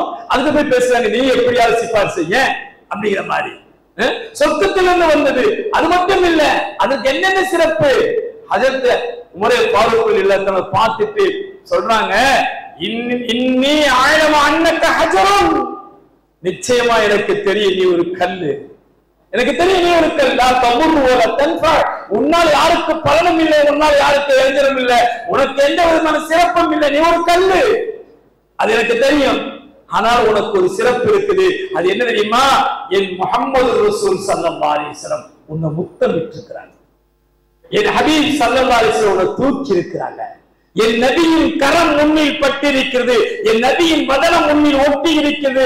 பட்ட காரணத்தினால், ஒட்டிய காரணத்தால் நீ பாக்கியம் பெற்றிருக்கிறாய். அதான் உண்மை. நபியோடு எதுவெல்லாம் ஒட்டிக் கொள்கிறதோ அதற்கெல்லாம் உயர்ந்த ஸ்தானம். நபியோடு எதுவெல்லாம் ஒட்டிக் கொள்கிறது. இன்னைக்கும் இன்ஷா அல்லாஹ் நீங்க உங்களுடைய பயணத்துல ஹாஜிகள், நீங்க மதீனாவுக்கு போவீங்க, ஜன்னத்துல் பக்கீ ரௌலத்துல் ஜன்னாவுக்குலாம் போவீங்க. அந்த ரௌலத்துல் ஜன்னாக்குள்ள போயில பெருமானார் ஸல்லல்லாஹு அலைஹி வஸல்லம் மெம்பர் பாப்பீங்க, உயரமான மெம்பர் பாப்பீங்க. அந்த மெம்பர் 2 பக்கமும் கண்ணாடி போடப்பட்டிருக்குது. உள்நோக்கி பார்க்கிற வாய்ப்பு இருந்தா நீங்க அங்க பார்க்கலாம். அங்க ஒரு கட்டை இருக்குது, அங்க ஒரு கட்டை இருக்கு. என்ன இருக்குது? கட்டை. நீங்க பாப்பீங்க இன்ஷா அல்லாஹ். யாருக்கு நசீம்களுக்கு தெரியல என்ன கட்டாது. ஸல்லல்லாஹு அலைஹி வஸல்லம் மதீனாவுக்கு வந்ததுக்கு பிறகு 7 வருட காலம் 8 வருட காலம் அது மேல ஏறி உட்கார்ந்து பயான் செஞ்சிட்டு இருந்தாங்க. கட்டை, பேரித்த மரம் இருக்குல்ல, அந்த மரத்துடைய கட்டை, அது ஏறி உட்கார்ந்து பயான் செஞ்சிட்டு இருந்தாங்க. அப்படி பயான் செஞ்சிட்டு இருந்த ரசூலுல்லாஹி ஸல்லல்லாஹு அலைஹி வஸல்லம் 63 வயசுல மௌத்தா போறதுக்கு 1 வருஷத்துக்கு முன்னாடி அப்படி உண்ணி ஏற முடியல, வயசு பலகீனம் ஆயிட்டாங்க. மேல ஏற கொஞ்சம் உயரமா இருந்துச்சு, ரொம்ப சிரமப்பட்டாங்கன்னு சொல்லிட்டு அப்ப மதீனாவுல இருந்த ஒரு ஆசாரி, ஒரு தச்சர் இது மாதிரி மெம்பர் செஞ்சு கொடுத்துட்டார். ஃபர்ஸ்ட் ஒரு மெம்பர் நடக்குது. இந்த மெம்பர்ல ரசூலுல்லாஹி ஸல்லல்லாஹு அலைஹி வஸல்லம் அந்த கட்டை எங்க இருக்கு பக்கத்துல போய் மெம்பரை வச்சாச்சு. ஜும்மா தொழுகை அடுத்த ஒரு நாள்ல ஸல்லல்லாஹு அலைஹி வஸல்லம் அது மேல ஏறுறாங்க குத்துபா கொடுக்கிறது. அங்க ஏறிட்டாங்க ரசூல் ஸல்லல்லாஹு அலைஹி வஸல்லம். பக்கத்தில் இருந்த இந்த கட்டை அழ ஆரம்பிச்சிச்சு. கட்டை ஜடப்பொருள் உயிரற்ற ஒன்று அழுகுது. குத்துபாவை முடிக்கிற ரசூல் ஸல்லல்லாஹு அலைஹி வஸல்லம் கீழே இறங்கி வந்து ஹதீஸ்ல இவ்வளவு இருக்குது. யதஹன்னனு நஹல கமா தஹன்னன தஸுத், அந்த மரக்கட்டை குழந்தை தேம்பி அழுதலை போல அழுகிறது. ஸல்லல்லாஹு அலைஹி வஸல்லம் மேல இருந்து கீழே இறங்குனாங்க. யஸீலு துமூஹி, ஹதீஸ்ல இந்த வார்த்தை வருது. அதனுடைய மேல் பகுதியிலிருந்து கண்ணிலிருந்து கண்ணீர் வழிவதை போல தண்ணி வெளியாகுது. ஸல்லல்லாஹு அலைஹி வஸல்லம் வந்தாங்க, அதை அப்படியே கட்டி பிடிச்சு தட்டி கொடுத்து ஹத்தா சக்கரத், அது அமைதியாகிற வரை ரசூலுல்லாஹ் தட்டி கொடுத்தாங்க. குழந்தையை எப்படி அழுது தூக்கி நெஞ்சில போட்டு தட்டி கொடுக்கிறோமோ தட்டி கொடுத்துட்டு ஸல்லல்லாஹு அலைஹி வஸல்லம் சொன்னாங்கன்னா, நீ பொறுமையா இரு, என்னோடு நீ சொர்க்கத்திலே இருப்பாய். பெருமானோடு ஒட்டிக் கொண்டதெல்லாம் பாக்கியம் பெற்றவர்கள். பாக்கியம் அல்லாஹ் அந்த நசீவை நமக்கும் தருவாராக. அங்கு போகிறோம், என்ன முடியுமோ ஒட்டி ஒட்டி நம்மையும் அதோடு இணைத்து விட்டு அதன் பரக்காத்துகளை கொண்டு நாளை மறுமையிலும் நபிகள் நாயகம் ஸல்லல்லாஹு அலைஹி வஸல்லம் நெருக்கத்தை அல்லாஹ் நசீபாக்குவாராக. ஹஜ்ரத் உமர் ஃபாரூக் ரலியல்லாஹு அன்ஹு ஹஜ்ரத் பார்த்து பேசிட்டு இருக்காங்க. நான் மட்டும் நபி உன்னை தொட்டதையும் நபி உன்னை தூக்கியதையும் நபி உன்னை முத்தமிட்டதையும் பார்க்காமல் இருந்தால் நான் உன்னை முத்தமிட மாட்டேன் சொல்றாங்க, பேசுறாங்க. பின்னால் இருந்த ஒரு சத்தம், யா அமீருல் முஃமினீன் மாதா பின்னால் இருந்து ஒரு சத்தம், என்னங்க ஜனாதிபதி எத்தையும் சொல்லிட்டு இருக்கிறீங்க, யாருக்கும் இடைஞ்சல் இல்லை, யாருக்கும் பலன் தராதுன்னு, நிச்சயமா இது இடைஞ்சலை தரும், நிச்சயமா இது பலனை தரும் அப்படிங்கிறாங்க. வேகமா திரும்பி பார்க்கறாங்க. கொஞ்சம் தூரத்துல ஹஜ்ரத் அலி ரலியல்லாஹு தஆலா நிற்கிறாங்க.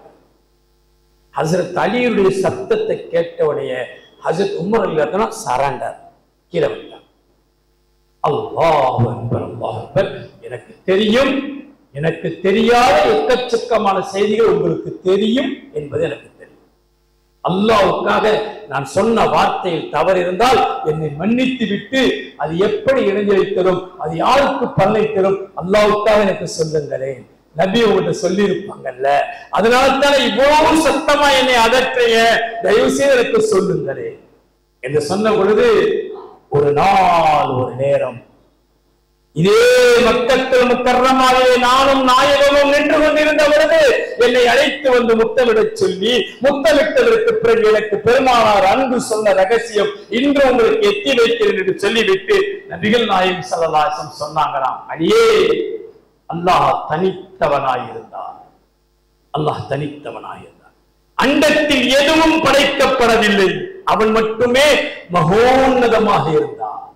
அப்படிப்பட்ட நேரத்தில் அல்லாஹ் முதலாக தன் கரம் கொண்டு படைத்தது ஒரு எழுதுகோலை, ஒரு பேனாவை. அல்லாஹ் முதலாக படைத்தது ஒரு பேனாவை. பேனாவை படைத்ததற்கு பிறகு அந்த பேனாவிடத்தை ரப்ப பேச எழுது, உத்தரவு எழுது. மாதா தமஹு ரப்பி, என்னை படைத்தவனே நான் என்ன எழுதட்டும் என்று அது கேட்ட பொழுது அல்லாஹ் தஆலா அந்த பேனாவுக்கு உத்தரவிட்டான், அந்த சராசரத்தில் நான் என்னவெல்லாம் படைக்கப் போகிறேனோ, இனிவரும் நாட்களிலே இந்த உலகம் ஆக்கிரத்தில் என்னவெல்லாம் நடக்கப் போகிறதோ அது அனைத்தையும் என்னுடைய உள்ளமை, என்னுடைய வல்லமையில் இருக்கிற அனைத்தையும் நீ எழுது என்று அல்லாஹ் உத்தரவிட்ட பொழுது அது எழுதியது. அது எழுதிய எழுத்துக்கள் அனைத்தும் பதிக்கப்பட்டது இந்த ஹஜ்ருல் அஸ்வத். எதுல பதிச்சிச்சு? நூன் வல் கலமி வமா யஸ்தரூன். அல்லாஹ் குர்ஆன்ல சொல்றான், நூன் என்ற எழுத்தின் மூலமாக, வல் கலமி பேனாவின் மீது சத்தியமாக, நூன் என்ற எழுத்தின் மீது சத்தியம், பேனாவின் மீது சத்தியம், வமா யஸ்தரூன் அந்த பேனா பதித்த பதிப்புகளின் மீது சத்தியம் என்று அல்லாஹ் சொல்கிறானே. பேனா பதித்த பதிப்பு அனைத்தும் இந்த ஹஜ்ஜுல் அஸ்வதில் பதிச்சு எழுதி முடிச்சவனை ஜஃபல் கலம் பேனா காஞ்சிருச்சு, அல்லாஹ் தூக்கி அரிசில வச்சுட்டான். அண்ட சராசரத்தின் அனைத்து தக்தீரையும் இதற்குள்ளே எழுதி வடிவமைத்து அல்லாஹ் ஹஸ்ரத் பாபா ஆதம் அலைஹிஸ்ஸலாத்தின் மூலமா அதை எங்க அனுப்பிச்சு வச்சுட்டான்? பூமிக்கு. எங்க இருக்குது?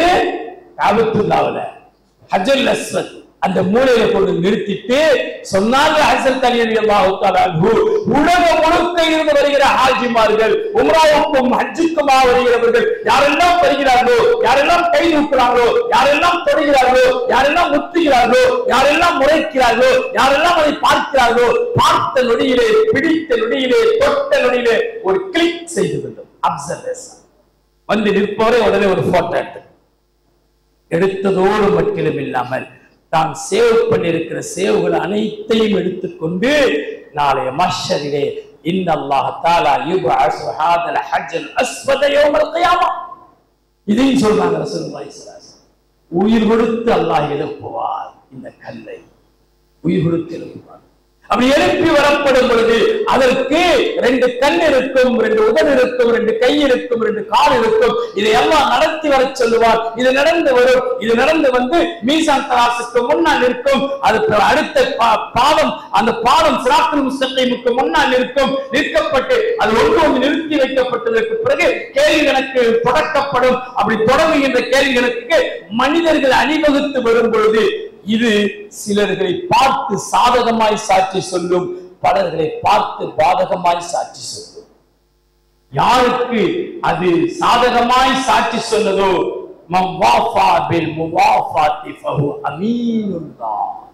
சுப்ஹானல்லாஹ், சுப்ஹானல்லாஹ்.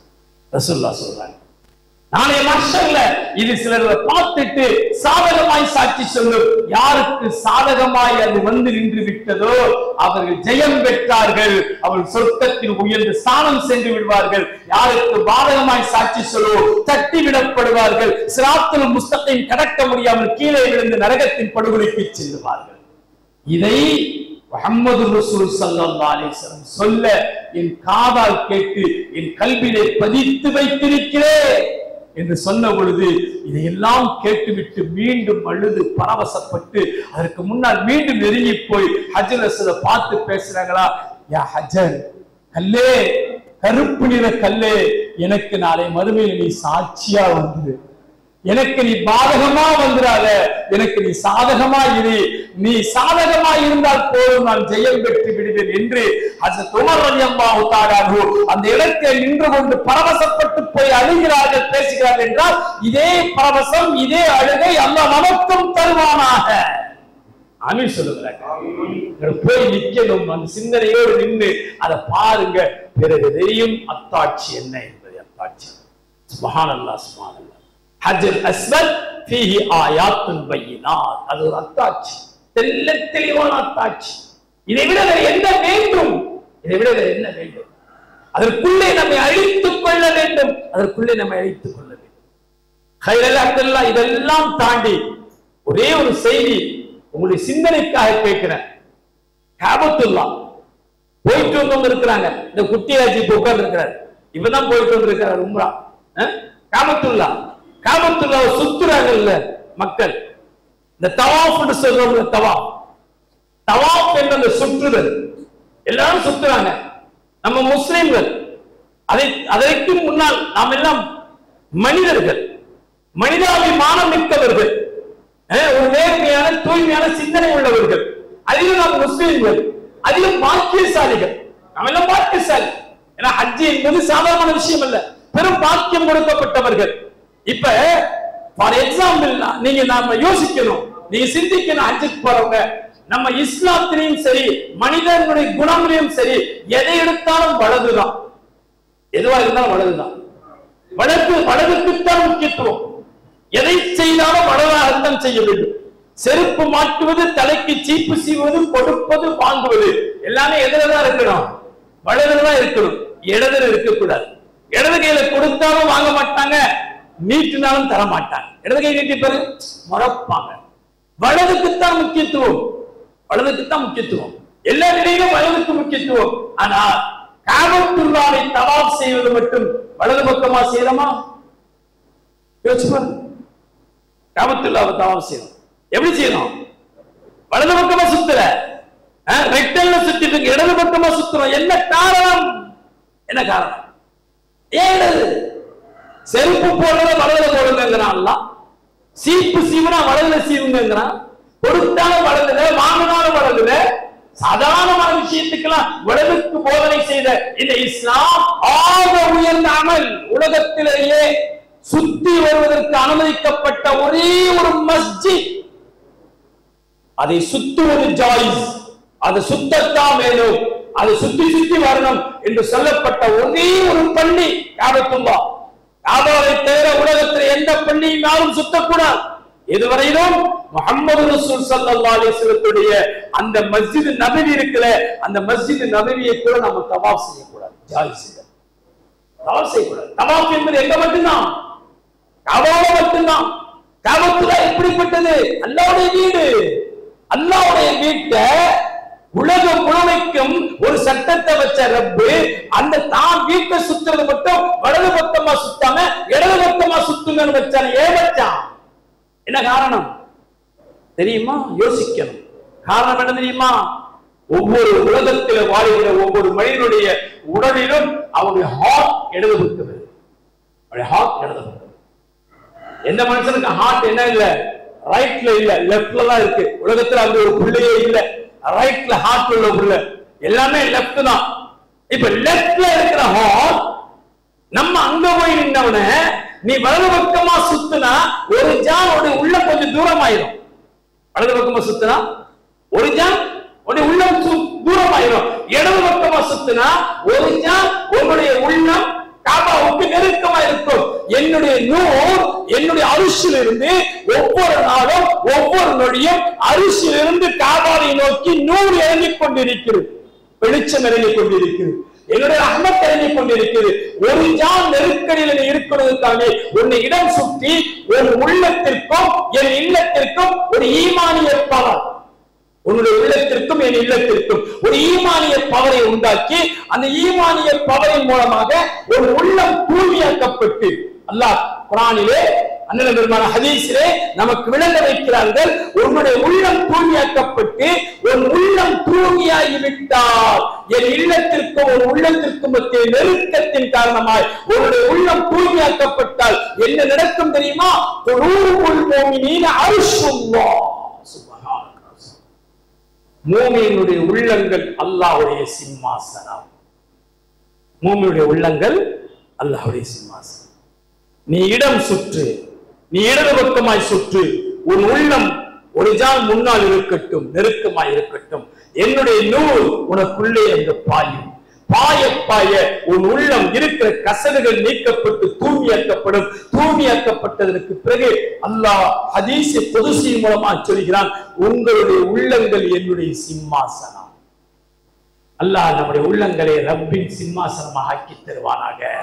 அதற்கான தக்வாவை நிரப்பமாக இந்த உள்ளங்களை வைப்பானாக. அதற்கான ஒரு சூழலை அங்கு போய் பாடம் படித்து பக்குவப்படுத்துகிற ஒரு நசீபை அல்லாஹ் நமக்கு எல்லாம் வழங்கிடுவானாக.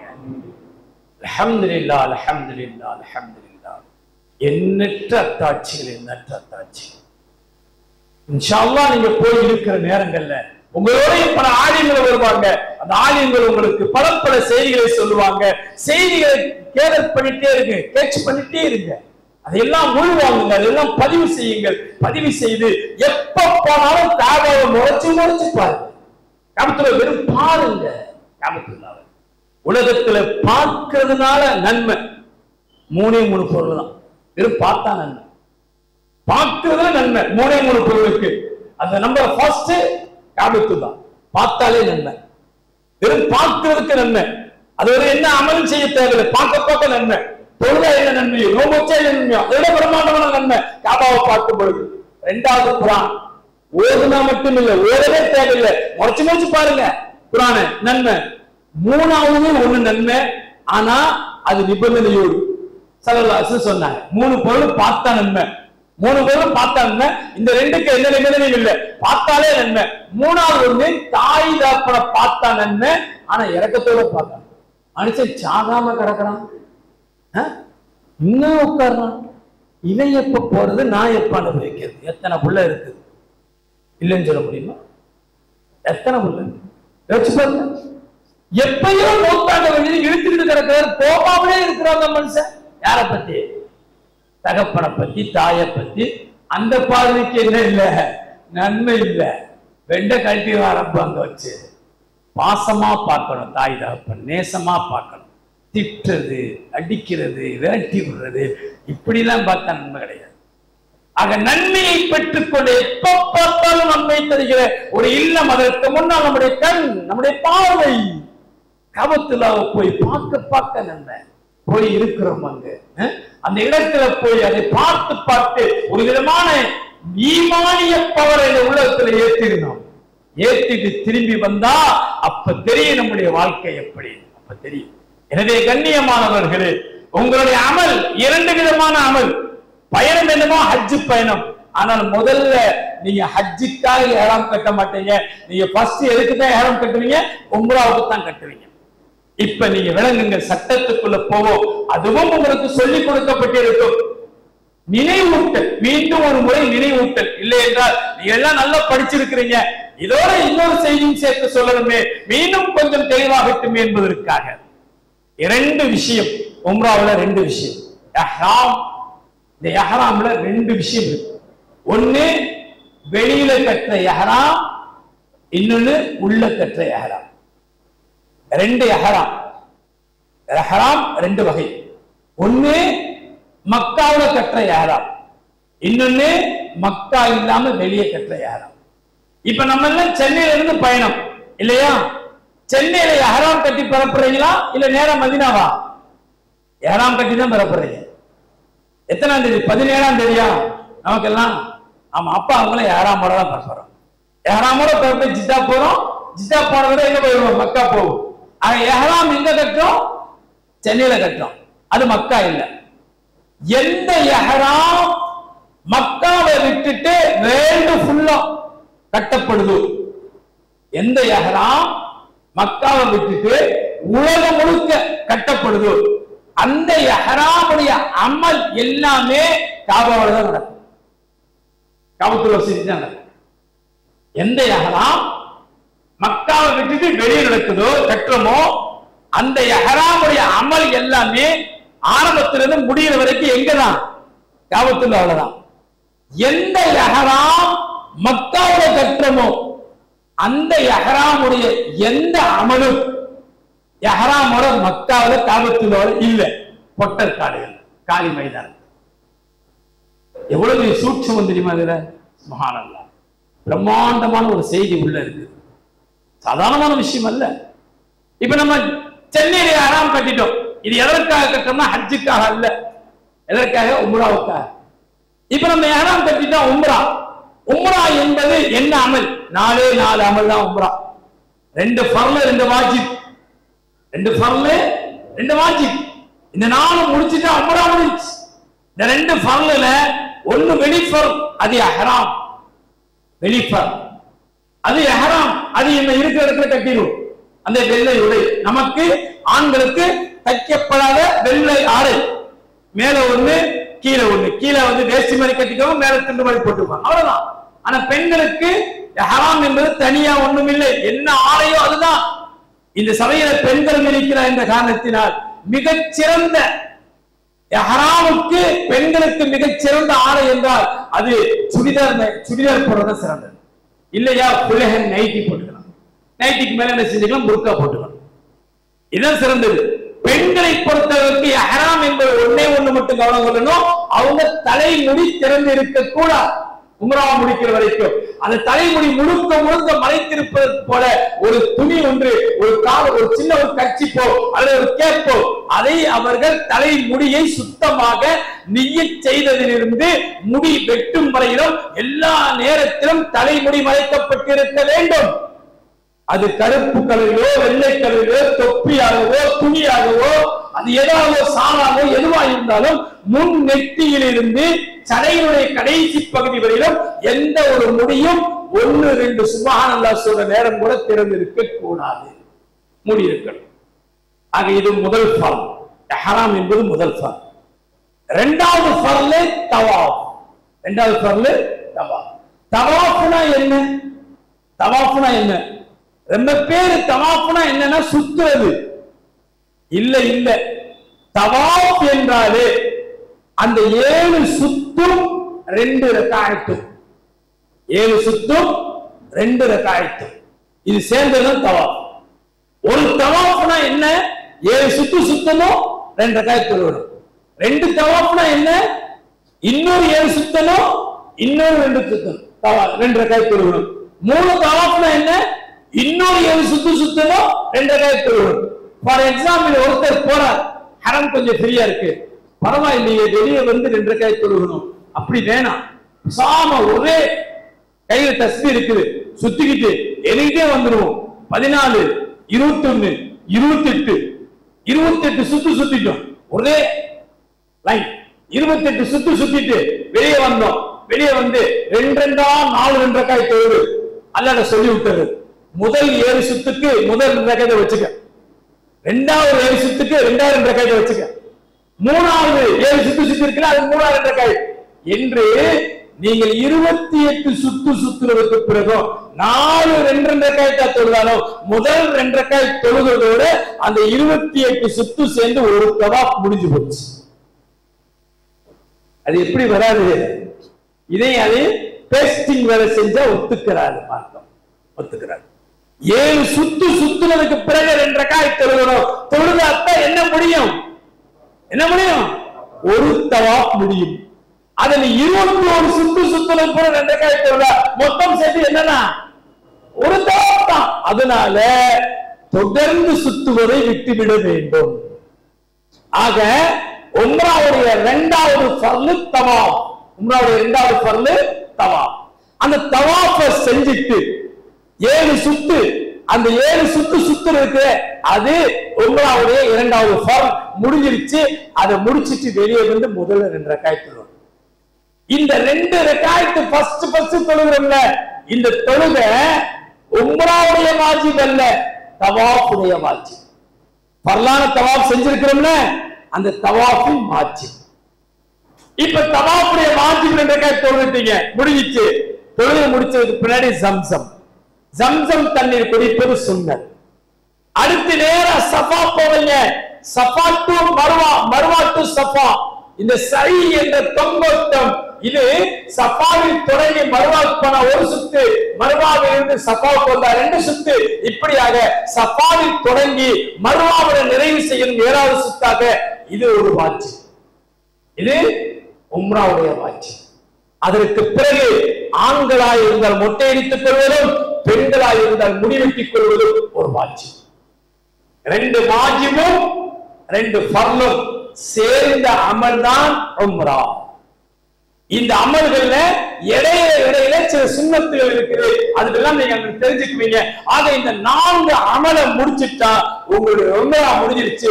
மொட்டை அடிச்சீங்க, முடிய வெட்டிக்கிட்டீங்க, அப்ப நீங்க தலையை முடிக்கலாம், தலைமையில துணியை போட்டுக்கலாம், ஒரு ரூமுக்கு போனா குளிச்சு சாதா உடைக்கு வந்துடலாம், சாதா உடைக்கு வந்துடலாம். இது எங்க உலகம் முழுக்க இருந்து இஹ்ராம் கட்டாங்க உம்ராவுக்காக. ஆனால் அந்த உம்ராவுடைய அமல் எல்லாமே காபாவின் வளாகத்தில் மட்டும்தான் நடக்கும். மக்காவுடைய இஹ்ராம் கட்டுங்க எதுக்காக? ஹஜ்ஜுக்காக. ஆனால் ஹஜ்ஜுடைய எந்த ஒரு அமலும் இஹ்ராமோட காபால இல்லை. சுப்ஹானல்லாஹ். யோசிச்சு பாருங்க. ஆக பெரிய அமல் இஸ்லாமியுடைய வாழ்க்கையில ஹஜ். ஆக சிறந்த இடம் இந்த வேண்ட முழுக்க இருக்கிற பூமியில, இந்த மண்ணில ஆக சிறந்த இடம் காபத்துல் தான். உயர்ந்த அமலான ஹஜ்ஜை உயர்ந்த மக்காமான இடமான காபத்துல்லாஹ்ல வைக்கல. ஹஜ் என்றால் காபா இல்ல, ஹஜ் என்றால் காபா இல்ல. ஹஜ்ஜுக்காக போறவங்க காபாவுக்கு போறோம், அது வேற. ஹஜ்ஜுக்காக போறவங்க காபத்துல்லாஹ்வை சுற்றி இருக்கிற வல்லமையை, ஆற்றலை, அதிசயங்களை, பேராற்றலை பார்க்கிறோம், அது வேற. ஆனால் ஹஜ்ஜினா என்னங்க? ஹஜ்ஜினா என்ன? அது ஹஜ்ஜு ஹுவல் அரஃபா. ரசூலுல்லாஹி ஸல்லல்லாஹு அலைஹி வஸல்லம் சொன்னாங்க, ஹஜ்ஜினா என்ன தெரியுமா? அரஃபா மைதானம். ஹஜ்ஜினா அரஃபா மைதானம். ஏன் அரஃபால வச்சா அல்லாஹ்? ஏன் உயர்ந்த அமல் அல்லவா? ஹஜ்ஜ செஞ்சிட்டா என்ன கிடைக்கும்? சொர்க்கமல்லவா கிடைக்குது. ஹஜ்ஜ செஞ்சிட்டா என்ன கிடைக்கும்? அல்லாஹ்வுடைய லிகா கிடைக்குது, அல்லாஹ்வுடைய ரிவா கிடைக்குது, அல்லாஹ்வை தரிசிக்க போறோம், அந்த தக்வா வந்துருது. ஆக பெரிய அமல் ஹஜ்ஜின் மூலமா கிடைக்குது. ஆக பெரிய இடம் அவனது இல்லம். அந்த இல்லத்துல போய் ஹஜ்ஜ வைக்காம பொட்ட காலில கொண்டு போய் வச்சானே, ஹஜ் என்ற ஒரு அரஃபா, அரஃபாவோட இருக்கிறது பேர் ஹஜ். ஏன் வச்சா தெரியுமா? ஃபார் எக்ஸாம்பிள், துல்ஹஜ் பிறை 9 அன்னைக்கு தானே ஹஜ்ஜுடைய நாள். சூரியன் உச்சி சாய்ந்ததிலிருந்து சூரியன் மறைவதற்குள்ளாக கொஞ்ச நேரம், ஏதாவது ஒரு நேரம் நீங்க ஹராமுடைய உடையோட எங்க இருந்திருந்தோம்? அரஃபால இருந்திருந்தோம். இருந்துட்டா அவர் யார்? ஹஜ் டிக்ளரேஷன் அங்க நடக்குது. ஃபார் எக்ஸாம்பிள், துல்ஹஜ் பிறை 9 உச்சி சாய்ந்ததிலிருந்து சூரியன் அஸ்தமனம், சூரியன் மறைகிற வரைக்கும் அந்த 7 மணி நேரம், 7.5 மணி நேரம், இந்த 7 மணி நேரத்திற்குள்ள உலகம் முழுக்க இருந்து வருகின்ற ஹாஜிமார்கள் அந்த 7 மணி நேரம், 7.5 மணி நேரத்திற்குள்ளாக கொஞ்ச நேரம் காபத்துல்லாஹ்வுக்குள்ள வந்துட்டு போனா அவர் ஹாஜி அப்படின்னு அல்லாஹ் வச்சிருந்தா, என்ன ஆகும் தெரியுமா? ஒவ்வொரு வருடமும், இந்த வருடம் 45 லட்சம் பேர் ஹஜ் செய்ய போறாங்க. இந்த வருஷம் வேற முழுக்க எத்தனை பேருக்கு அனுமதி கொடுக்கப்பட்டிருக்கு? 45 லட்சம். யார் இல்லாம? மக்கள், சவுதி இல்லாம முழு உலகத்தில் 45 லட்சம் பேர் ஹஜ் செய்ய போறாங்க. 45 லட்சம் பேர் ஹஜ் செய்ய போறாங்கன்னா அதுல கிட்டத்தட்ட 25, 26, 27 லட்சம் பேர் பெண்கள். ஆண்களுடைய எண்ணிக்கை அங்கேயும் கம்மி தான். அங்கேயும் ஆண்களுடைய எண்ணிக்கை என்னதான்? கம்மி தான். பெண்கள் தான் கூட. ஒரு 25 லட்சம் பெண்கள் உலகம் முழுக்க இருந்து மக்காவுக்குள்ள இருக்கிறார். துல்ஹஜ் பிறை 8, 9, 10 இருக்கிறாங்கன்னு வச்சுக்கோ. இந்த 25 லட்சம் பெண்கள்ல குறைச்சு வச்சாலும் ஒரு 25 வயசுல இருந்து 40 வயசுக்குள்ள உள்ள பெண்கள் இப்படி ஒரு கணக்கு எடுத்து பார்த்தா ஒரு 10 லட்சம் பேர் இருப்பாங்க. சின்ன வயசு தரப்புலயே ஒரு 10 லட்சம் பேர். இந்த 10 லட்சம் பேர்த்துல ஆக கம்மியா நம்ம ஒரு கற்பனையாக ஒரு கணக்கு எடுத்து பார்த்தா இந்த 10 லட்சம் பேர்த்துல ஒரு 1 லட்சம் அல்லது 2 லட்சம் பெண்கள் அந்த நாள்ல ஹைல்கார பெண்களா இருக்கலாம், பீரியட்ஸ்ல உள்ள பெண்களாக இருக்கலாம். ஹஜ் பிறை 9 சூரியன் உச்சி சாஞ்சி சூரியன் மறைவதற்குள்ளாக இந்த இடைப்பட்ட நேரத்துல யாரெல்லாம் காபத்துல்லாஹ்வுக்குள்ள வந்தாங்களோ, வந்துட்டு போனா அவங்க ஹாஜி அப்படின்னு அல்லாஹ் இந்த ஏற்பாடை பண்ணி இருந்தால் இந்த 1 லட்சம் 2 லட்சம் ஹைல்கார பெண்கள் இருக்காங்கல்ல, அவங்க எங்க வர முடியாது? காபத்துல்லாஹ்வுக்குள்ள வர முடியாது. காபத்துல்லாஹ்வுக்குள்ள வர முடியாம போயிட்டா அவங்க யாராக ஆக முடியாது? ஹாஜியாக ஆக முடியாது என்று பெண்ணினத்தின் மீது ரப்பு கொண்ட கருணை பார்வையின் காரணத்தினால் தான் ஹஜ்ஜையை தூக்கி கொண்டு எங்க விட்டான்? அரஃபால வச்சான். அரஃபாங்கிறது பொட்டல் காடு, திறந்த வெளி. சரிங்க, ஹஜ்ஜுக்கு என்னங்க அமலு? ஹஜ்ஜுனா என்ன அமல்? ஹஜ்ஜு அப்படிங்கிறதுக்கு என்ன அமல்? 2 ரக்காயத்து அரஃபால தொழுதா ஹாஜி வச்சானா? நோம்பு வச்சா ஹாஜி? சொல்லிச்சா ஷரியத்து? ஒரு யாசின் அங்க போய் ஓதிட்டா ஹாஜி? அது ஒரு ஜுஸு குர்ஆன் எடுத்து வச்சு ஓதுற ஹாஜி சொல்லப்பட்டுச்சா? இல்ல. ஹஜ்ஜினா என்னங்க? தொழுகையை விடு, குர்ஆனை விடு, நோம்பை விடு, எதுவுமே தேவையில்லை. ஹஜ்ஜினா என்ன? இஹ்ராமுடைய உடையில சூரியன் உச்சி சாஞ்சு மறைவதற்குள்ளாக அரஃபா மைதானத்துல 1-2 நொடி நின்று அழுதுட்டா போதும் ஹாஜ். அழுதுட்டா ஹாஜ், பதறிட்டா ஹாஜி. அல்லாஹ் என்ன மன்னிச்சிரு சொல்லிட்டா ஹாஜி. இந்த மன்னிச்சிருன்னு சொல்றதுக்கு, அழுகிறதுக்கு, துவா செய்யறதுக்கு, அல்லாஹ்ட்ட முறையிடுவதற்கு சுத்தமா இருக்கணும்னு கட்டாயமா? யோசிச்சு பாருங்க.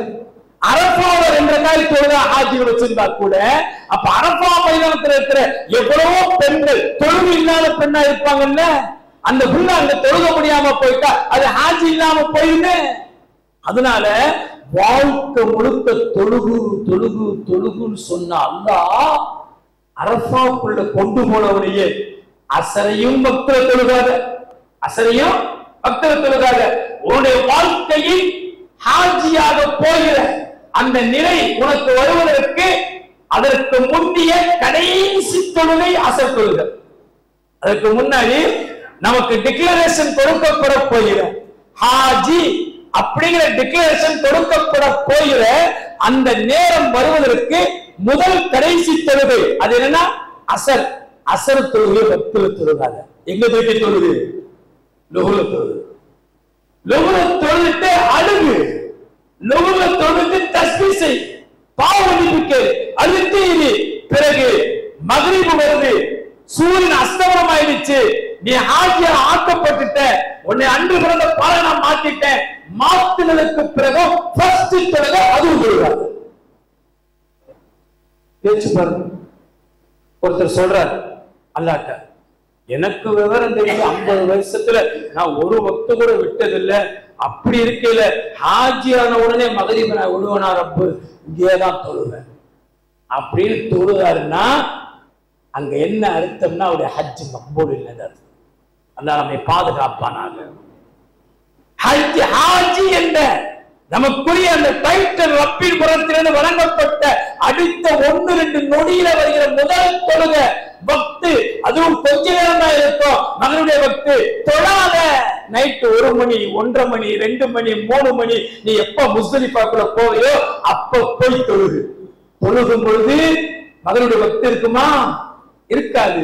மகனுடைய பக்தி என்ன வச்சு மகனுடைய பக்தி இல்லாம போயிடுச்சு. ஆக தொழுகை நீ ஹாஜியாக ஆகுங்க அந்த நேரத்தை யோசிங்க. அதனுடைய கடைசி தொழுகையும் பக்து வராமையே தொழுகை சொல்லிட்டான். ஹாஜியா ஆனதுக்கு பிறகு வந்த பக்தியையும் தொழுகாத கலாவாக்குங்கிறான். கலாவாக்கிட்டு நீ போ, அங்க போய் தொழுகு என்று சொன்னார். இப்ப நம்ம விளங்கணும். என்ன விளங்கணும்னா, நான் என்னுடைய பழக்கத்துக்கு அடிமை அல்ல, நான் என்னுடைய பழக்கத்துக்கு அடிமை அல்ல, என்னுடைய நடைமுறைக்கு நான் அடிமை அல்ல. என் ரப்பு என்ன சொன்னாரோ அதற்கு நான் அடிமை. என் ரப்பு தொழ வேணான்னு சொன்னா தொழுகை விடுங்க, என் ரப்பு முன்னாடி தொழுன்னு சொன்னா தொழுவிட்ட என்று இப்படியாக ஒரு ஹாஜி தன்னுடைய ஹஜ் என்ற அந்த டிக்ளரேஷன் பெறுவதற்கு காபாவை வைக்காமல், தொழுகையை வைக்காமல், குர்ஆனுடைய திக்ரை வைக்காமல், ஓதுவதை வைக்காமல், வெறும் இஹ்ராமுடைய ஒரு பொட்டல் காலில பாவ மன்னிப்பு கேட்பது, அழுவது மட்டும்தான் ஹஜ் என்று அல்லாஹ் வைத்தான் என்றால் அதற்கு முழு காரணம் பெண் இனம். பெண் இனம், பெண்கள் மீது அல்லாஹ் கொண்டிருந்த மஹப்பத்தின் வெளிப்பாடு. மஹப்பத்தின் வெளிப்பாடு. அல்ஹம்துலில்லாஹ், அல்ஹம்துலில்லாஹ். உங்களுடைய ஹஜ் என்ற அமல் 4 இடங்கள் 6 நாட்கள் 10 அமல்கள். இதுதான் ஹஜ். 4 இடம் 6 நாட்கள் 10 அமல். முடிக்கும் பொழுது 12:45 பாங்க் சொல்லிடுவாங்க. அதோட நானும் ஓடி போயிருச்சு. கவனத்தில் வச்சு 4 இடம் என்ன? மக்கா, மினா, அரஃபா, முஸ்தலிஃபா. இந்த 4 இடங்களில் தான் ஹஜ்ஜுடைய அமல்கள் நடைபெறும். 4 இடம் 6 நாட்கள். ஹஜ் 8, 9, 10, 11, 12, 13 6 நாட்கள். 4, 6 = 10. 10 அமல். 10 அமல். 10 அமல்ல 3 ஃபர்ல். 3 ஃபர்ல். மிச்சமெல்லாம் வாஜிப். 7 வாஜிப். அந்த 3 ஃபர்லுல ஒரு ஃபர்லு வெளி ஃபர்ல், அதற்கு நிபந்தனை என்று சொல்லுவார்கள், ஷர்த் என்று சொல்லுவார்கள். 2 ஃபர்லு உள் ஃபர்ல், அதற்கு ருக்குன் என்று சொல்லுவார்கள். அந்த ருக்குனையும் ஆக பிரம்மாண்டமான ருக்குன் ஒண்ணே ஒண்ணு, அதற்கு இஹ்ராம் தேவை. இன்னொரு ஃபர்ல், அதற்கு இஹ்ராம் தேவையில்லை. விளங்கிக்கணும். அமல் 10, நாட்கள் 6, இடங்கள் 4. முதல் ஃபர்லு இஹ்ராம் கட்டுதல், அது மக்காவிலே கட்டுவீர்கள். ஃபர்ஸ்ட் அமல் இஹ்ராம் கட்டுதல். இரண்டாவது துல்ஹஜ் 8, லுஹர், அஸர், மக்ரிப், இஷா, மறுநாள் 9 காலை சுபஹ் 5 நேர தொழுகை மினாவிலே தொழுதல். இரண்டாவது ஃபர்ல் மினாவிலே 5 நேர தொழுகையும் அந்த இரவும் தங்குதல் மினாவுல. இரண்டாவது ஃபர்ல் இல்ல, இரண்டாவது அமல், அது வாஜிப். மூணாவது 9 துல்ஹஜ் 9 சூரியன் உச்சி சாய்ந்ததிலிருந்து சூரியன் மறைவதற்குள்ளாக இடைப்பட்ட நேரத்தில் சில நொடி பொழுதுகளாவது அரஃபா மைதானத்துக்குள்ளே தங்குதல், அது ஃபர்ல். அதுதான் ஃபர்ல், அதுதான் ஹஜ், அதுதான் ஃபர்ல், அதுதான் ஹஜ். அமல்கள் முன்பில் நோக்கம் என்ன?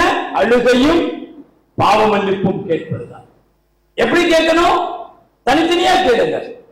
மனைவியோடும் போனீங்கன்னா முன்னாடி நிறுத்தி வச்சுக்கிட்டு கேளுங்க, நின்று கேளுங்க, அழுதுகளும் கேளுங்க, உட்கார்ந்து கேளுங்க.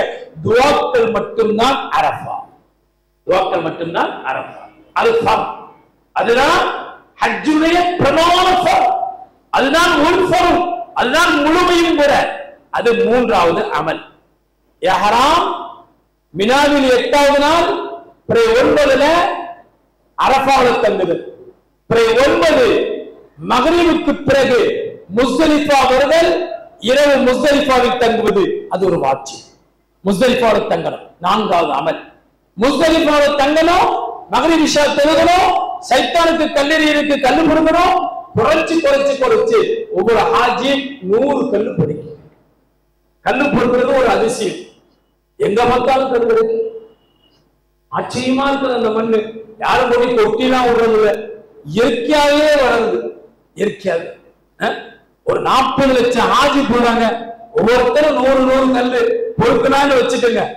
எத்தனை கோடிக்கணக்கான கல்லு, எத்தனை வருஷமாச்சு.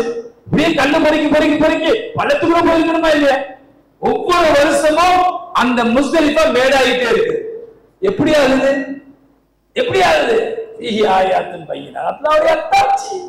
விளங்காது. எங்க பார்த்தாலும் கல்ல பொறுப்பு அப்படியே தேடணும் தேவையில்லை. நீங்க எங்கட மன்னனுங்க வந்துட்டே இருக்கும். ஆச்சரியம் வருதெல்லாம் கல்லு பொறுக்கணும். இது 4வது அமல். முஸ்தலிஃபாவில் தங்குவது வாஜிப். 10 சுபு வரையிலும் முஸ்தலிஃபாவில் தங்கி இருக்கணும். 10 சுபுவை முஸ்தலிஃபாவில் தொழுவிட்டு நேராக மினாவுக்கு வர வேண்டும். ஷைத்தானுக்கு கல்லெறிவதற்காக வர வேண்டும். அது முதல் அந்த மினாவுக்கு நீங்க வரும்போது அது 5வது அமல். 5வது அமலும் வாஜிப். அந்த வாஜிபை எப்படி செய்யணும் என்றால், முதல் ஷைத்தானை விட்டணும், 2வது ஷைத்தானை விட்டணும், கடைசியா இருக்கக்கூடிய ஜம்ரத்துல் அக்பா, கடைசியா இருக்கிற ஷைத்தான், அந்த ஷைத்தானுக்கு மட்டும் 7 கல். ஷைத்தானுக்கு மட்டும் முதல் நாள் 7 கல். அது 5வது அமல். ஹஜ்ஜுடைய 5வது அமல் சைத்தானுக்கு கல்லெறிதல். 6வது அமல், நீங்கள் உங்களுடைய சைத்தானுக்கு கல்லெறிஞ்சிட்டு திரும்பும் நேரங்கள்ல, திரும்பும் வழியில குர்பானி கொடுத்தணும். குர்பானிக்கு எல்லாரும் பணம் கட்டிட்டீங்களா? கட்டியாச்சா? கட்டிட்டீங்க. ஆனா உங்களுக்கு சொல்லியிருப்பாங்க, நாங்க மெசேஜ் தருவோம். சொல்லியிருக்காங்களா? மெசேஜ் வரும். மெசேஜ் வரத பார்க்கணும்னா நீங்க எந்த நம்பர் கொடுத்தீங்களோ அந்த நம்பர் வாட்ஸ்அப் நம்பரா இருக்கணும். 1. 2வது அந்த செல்லுக்கு ஹயாத் இருக்கணும். செல்ல மௌத்தாய் பண்ணி மெசேஜ் வராது. செல்லுக்கு ஹயாத் இருக்கணும். அந்த மாதிரி தர்த்தில நீங்க போகணும். சரியா? அது குர்பானி கொடுத்தல் 6வது அமல். அது ஒரு வாஜிப். அதற்கடுத்து மொட்டை அடித்தல். குர்பானி கொடுத்ததுக்கு பிறகுதான் மொட்டை அடிக்க வேண்டும். ஒரு கால் துல்ஹஜ் 10ல உங்களுக்கு குர்பானி இல்லைன்னு சொல்லப்பட்டுச்சுன்னா, சைத்தானுக்கு கல்லெறிஞ்சிட்டு நீங்க உடனே போய் என்ன செய்ய கூடாது, மொட்டை அடிச்சிட கூடாது. உங்களுக்கு 11ல தான் குர்பானி கொடுக்கப்படும் சொன்னா நீங்க யாரும் கலையக்கூடாது, மொட்டை அடிக்க கூடாது. 11 வரைக்கும் யாராம தான் இருக்கணும் நீங்க. சரியா? ஆக உங்களுடைய அமல் அந்த துல்ஹஜ் 10ல அது உங்களுடைய முதல் அமலாக சைத்தானுக்கு கல்லெறிவீங்க. கல்லெறிக்கு பின்னாடி குர்பானி கொடுக்கணும். 6வது அமல் 7வது அமல் மொட்டை அடிக்கணும். 7வது அமல் மொட்டை அடிக்கணும். இந்த 3ம் அந்த நாள்ல நடக்கணும். நடந்துட்டு மொட்டை அடித்ததுக்கு பிறகு யாராம் கலைஞ்சிருவீங்க. மொட்டை அடித்ததுக்கு பிறகு யாராம் கலைஞ்சிருவீங்க, புத்தாடைக்கு வந்துடுவீங்க. இதற்கு பிறகு 10ல சைத்தானுக்கு கல்லெறிஞ்சிட்டோம், இத்தனையும் முடிச்சிட்டோம், 7 அமலை முடிச்சிருக்கிறோம். அதற்கு பிறகு 10 இரவு, 11 இரவு, 12 இரவு, 12 இரவு, 13 இரவு, இந்த 4 இரவு இருக்குல்ல, இந்த 4 இரவுக்கு இடையில 3 பகல் இருக்கு. இந்த 4 இரவுக்கு இடையில 3 பகல் இருக்கு. இந்த 3 பகல்ல 3 சைத்தானுக்கும் கல்லெறியணும். 3 சைத்தானுக்கும் 11, 12, 13 இந்த 3 நாளும் 3 சைத்தானுக்கும் கல்லெறியணும். 3 சைத்தானுக்கும் கல்லெறிஞ்ச அந்த இடைப்பட்ட இரவுகள் இருக்குல்ல, அந்த இரவுகள் மபீத்துல் மினா, மினாவுல தங்கி இருக்கணும். மினாவுல தங்கி இருக்கணும். அது 8வது அமல். அது 8வது அமல். 3 சைத்தானுக்கும் கல்லெறிவது, 3 இரவுகள் இடைப்பட்ட இரவுல மினாவுல தங்கி இருக்கணும். மினாவுல தூங்கணும்னு சொல்லல, தங்கி இருந்தாலே போதும், சுத்திக்கிட்டு இருந்தாலே போதும். மினாவை விட்டு வெளியே போயிடக்கூடாது. வெளியே ஏதாவது போனீங்கன்னா திரும்பி வந்துடணும். எங்க வரணும்? மினாவுக்குள்ள வந்துடணும்.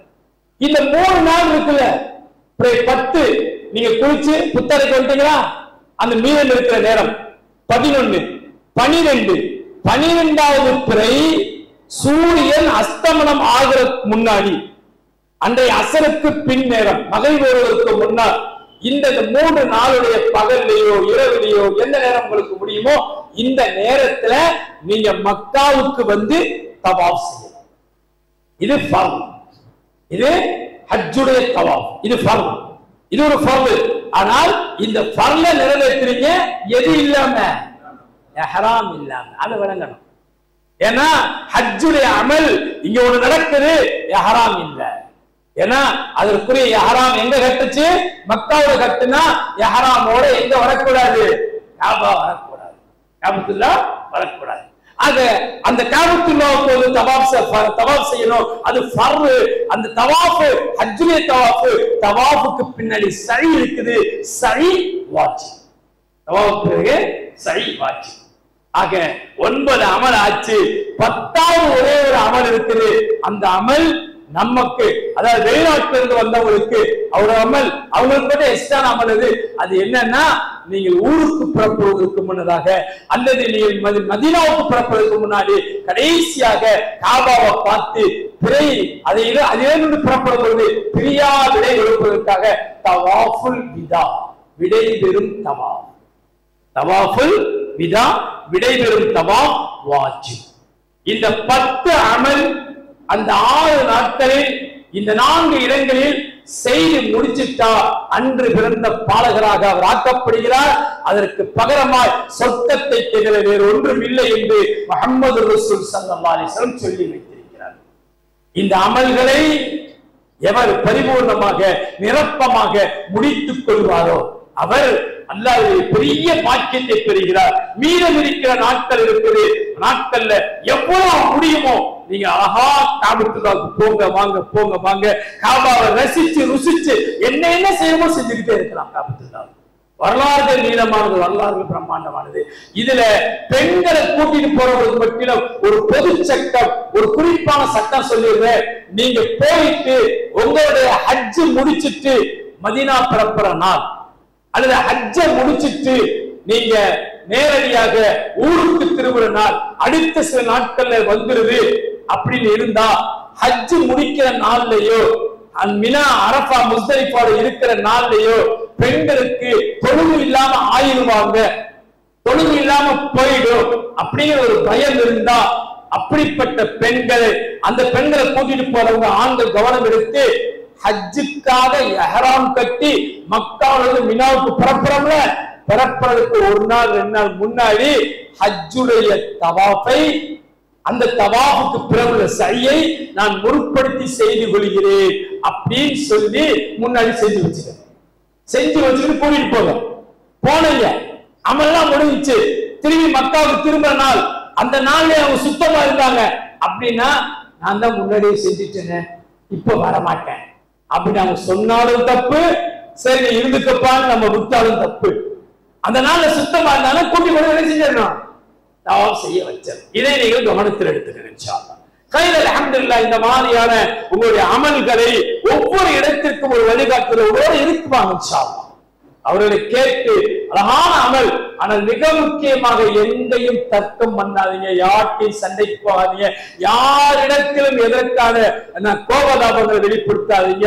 அப்படியே மண்ணு மாதிரி கல்லு மாதிரி அனைத்தையும் அல்லாஹ்ட்ட சரண்டர் பண்ணிட்டு அமைதியா இருங்க.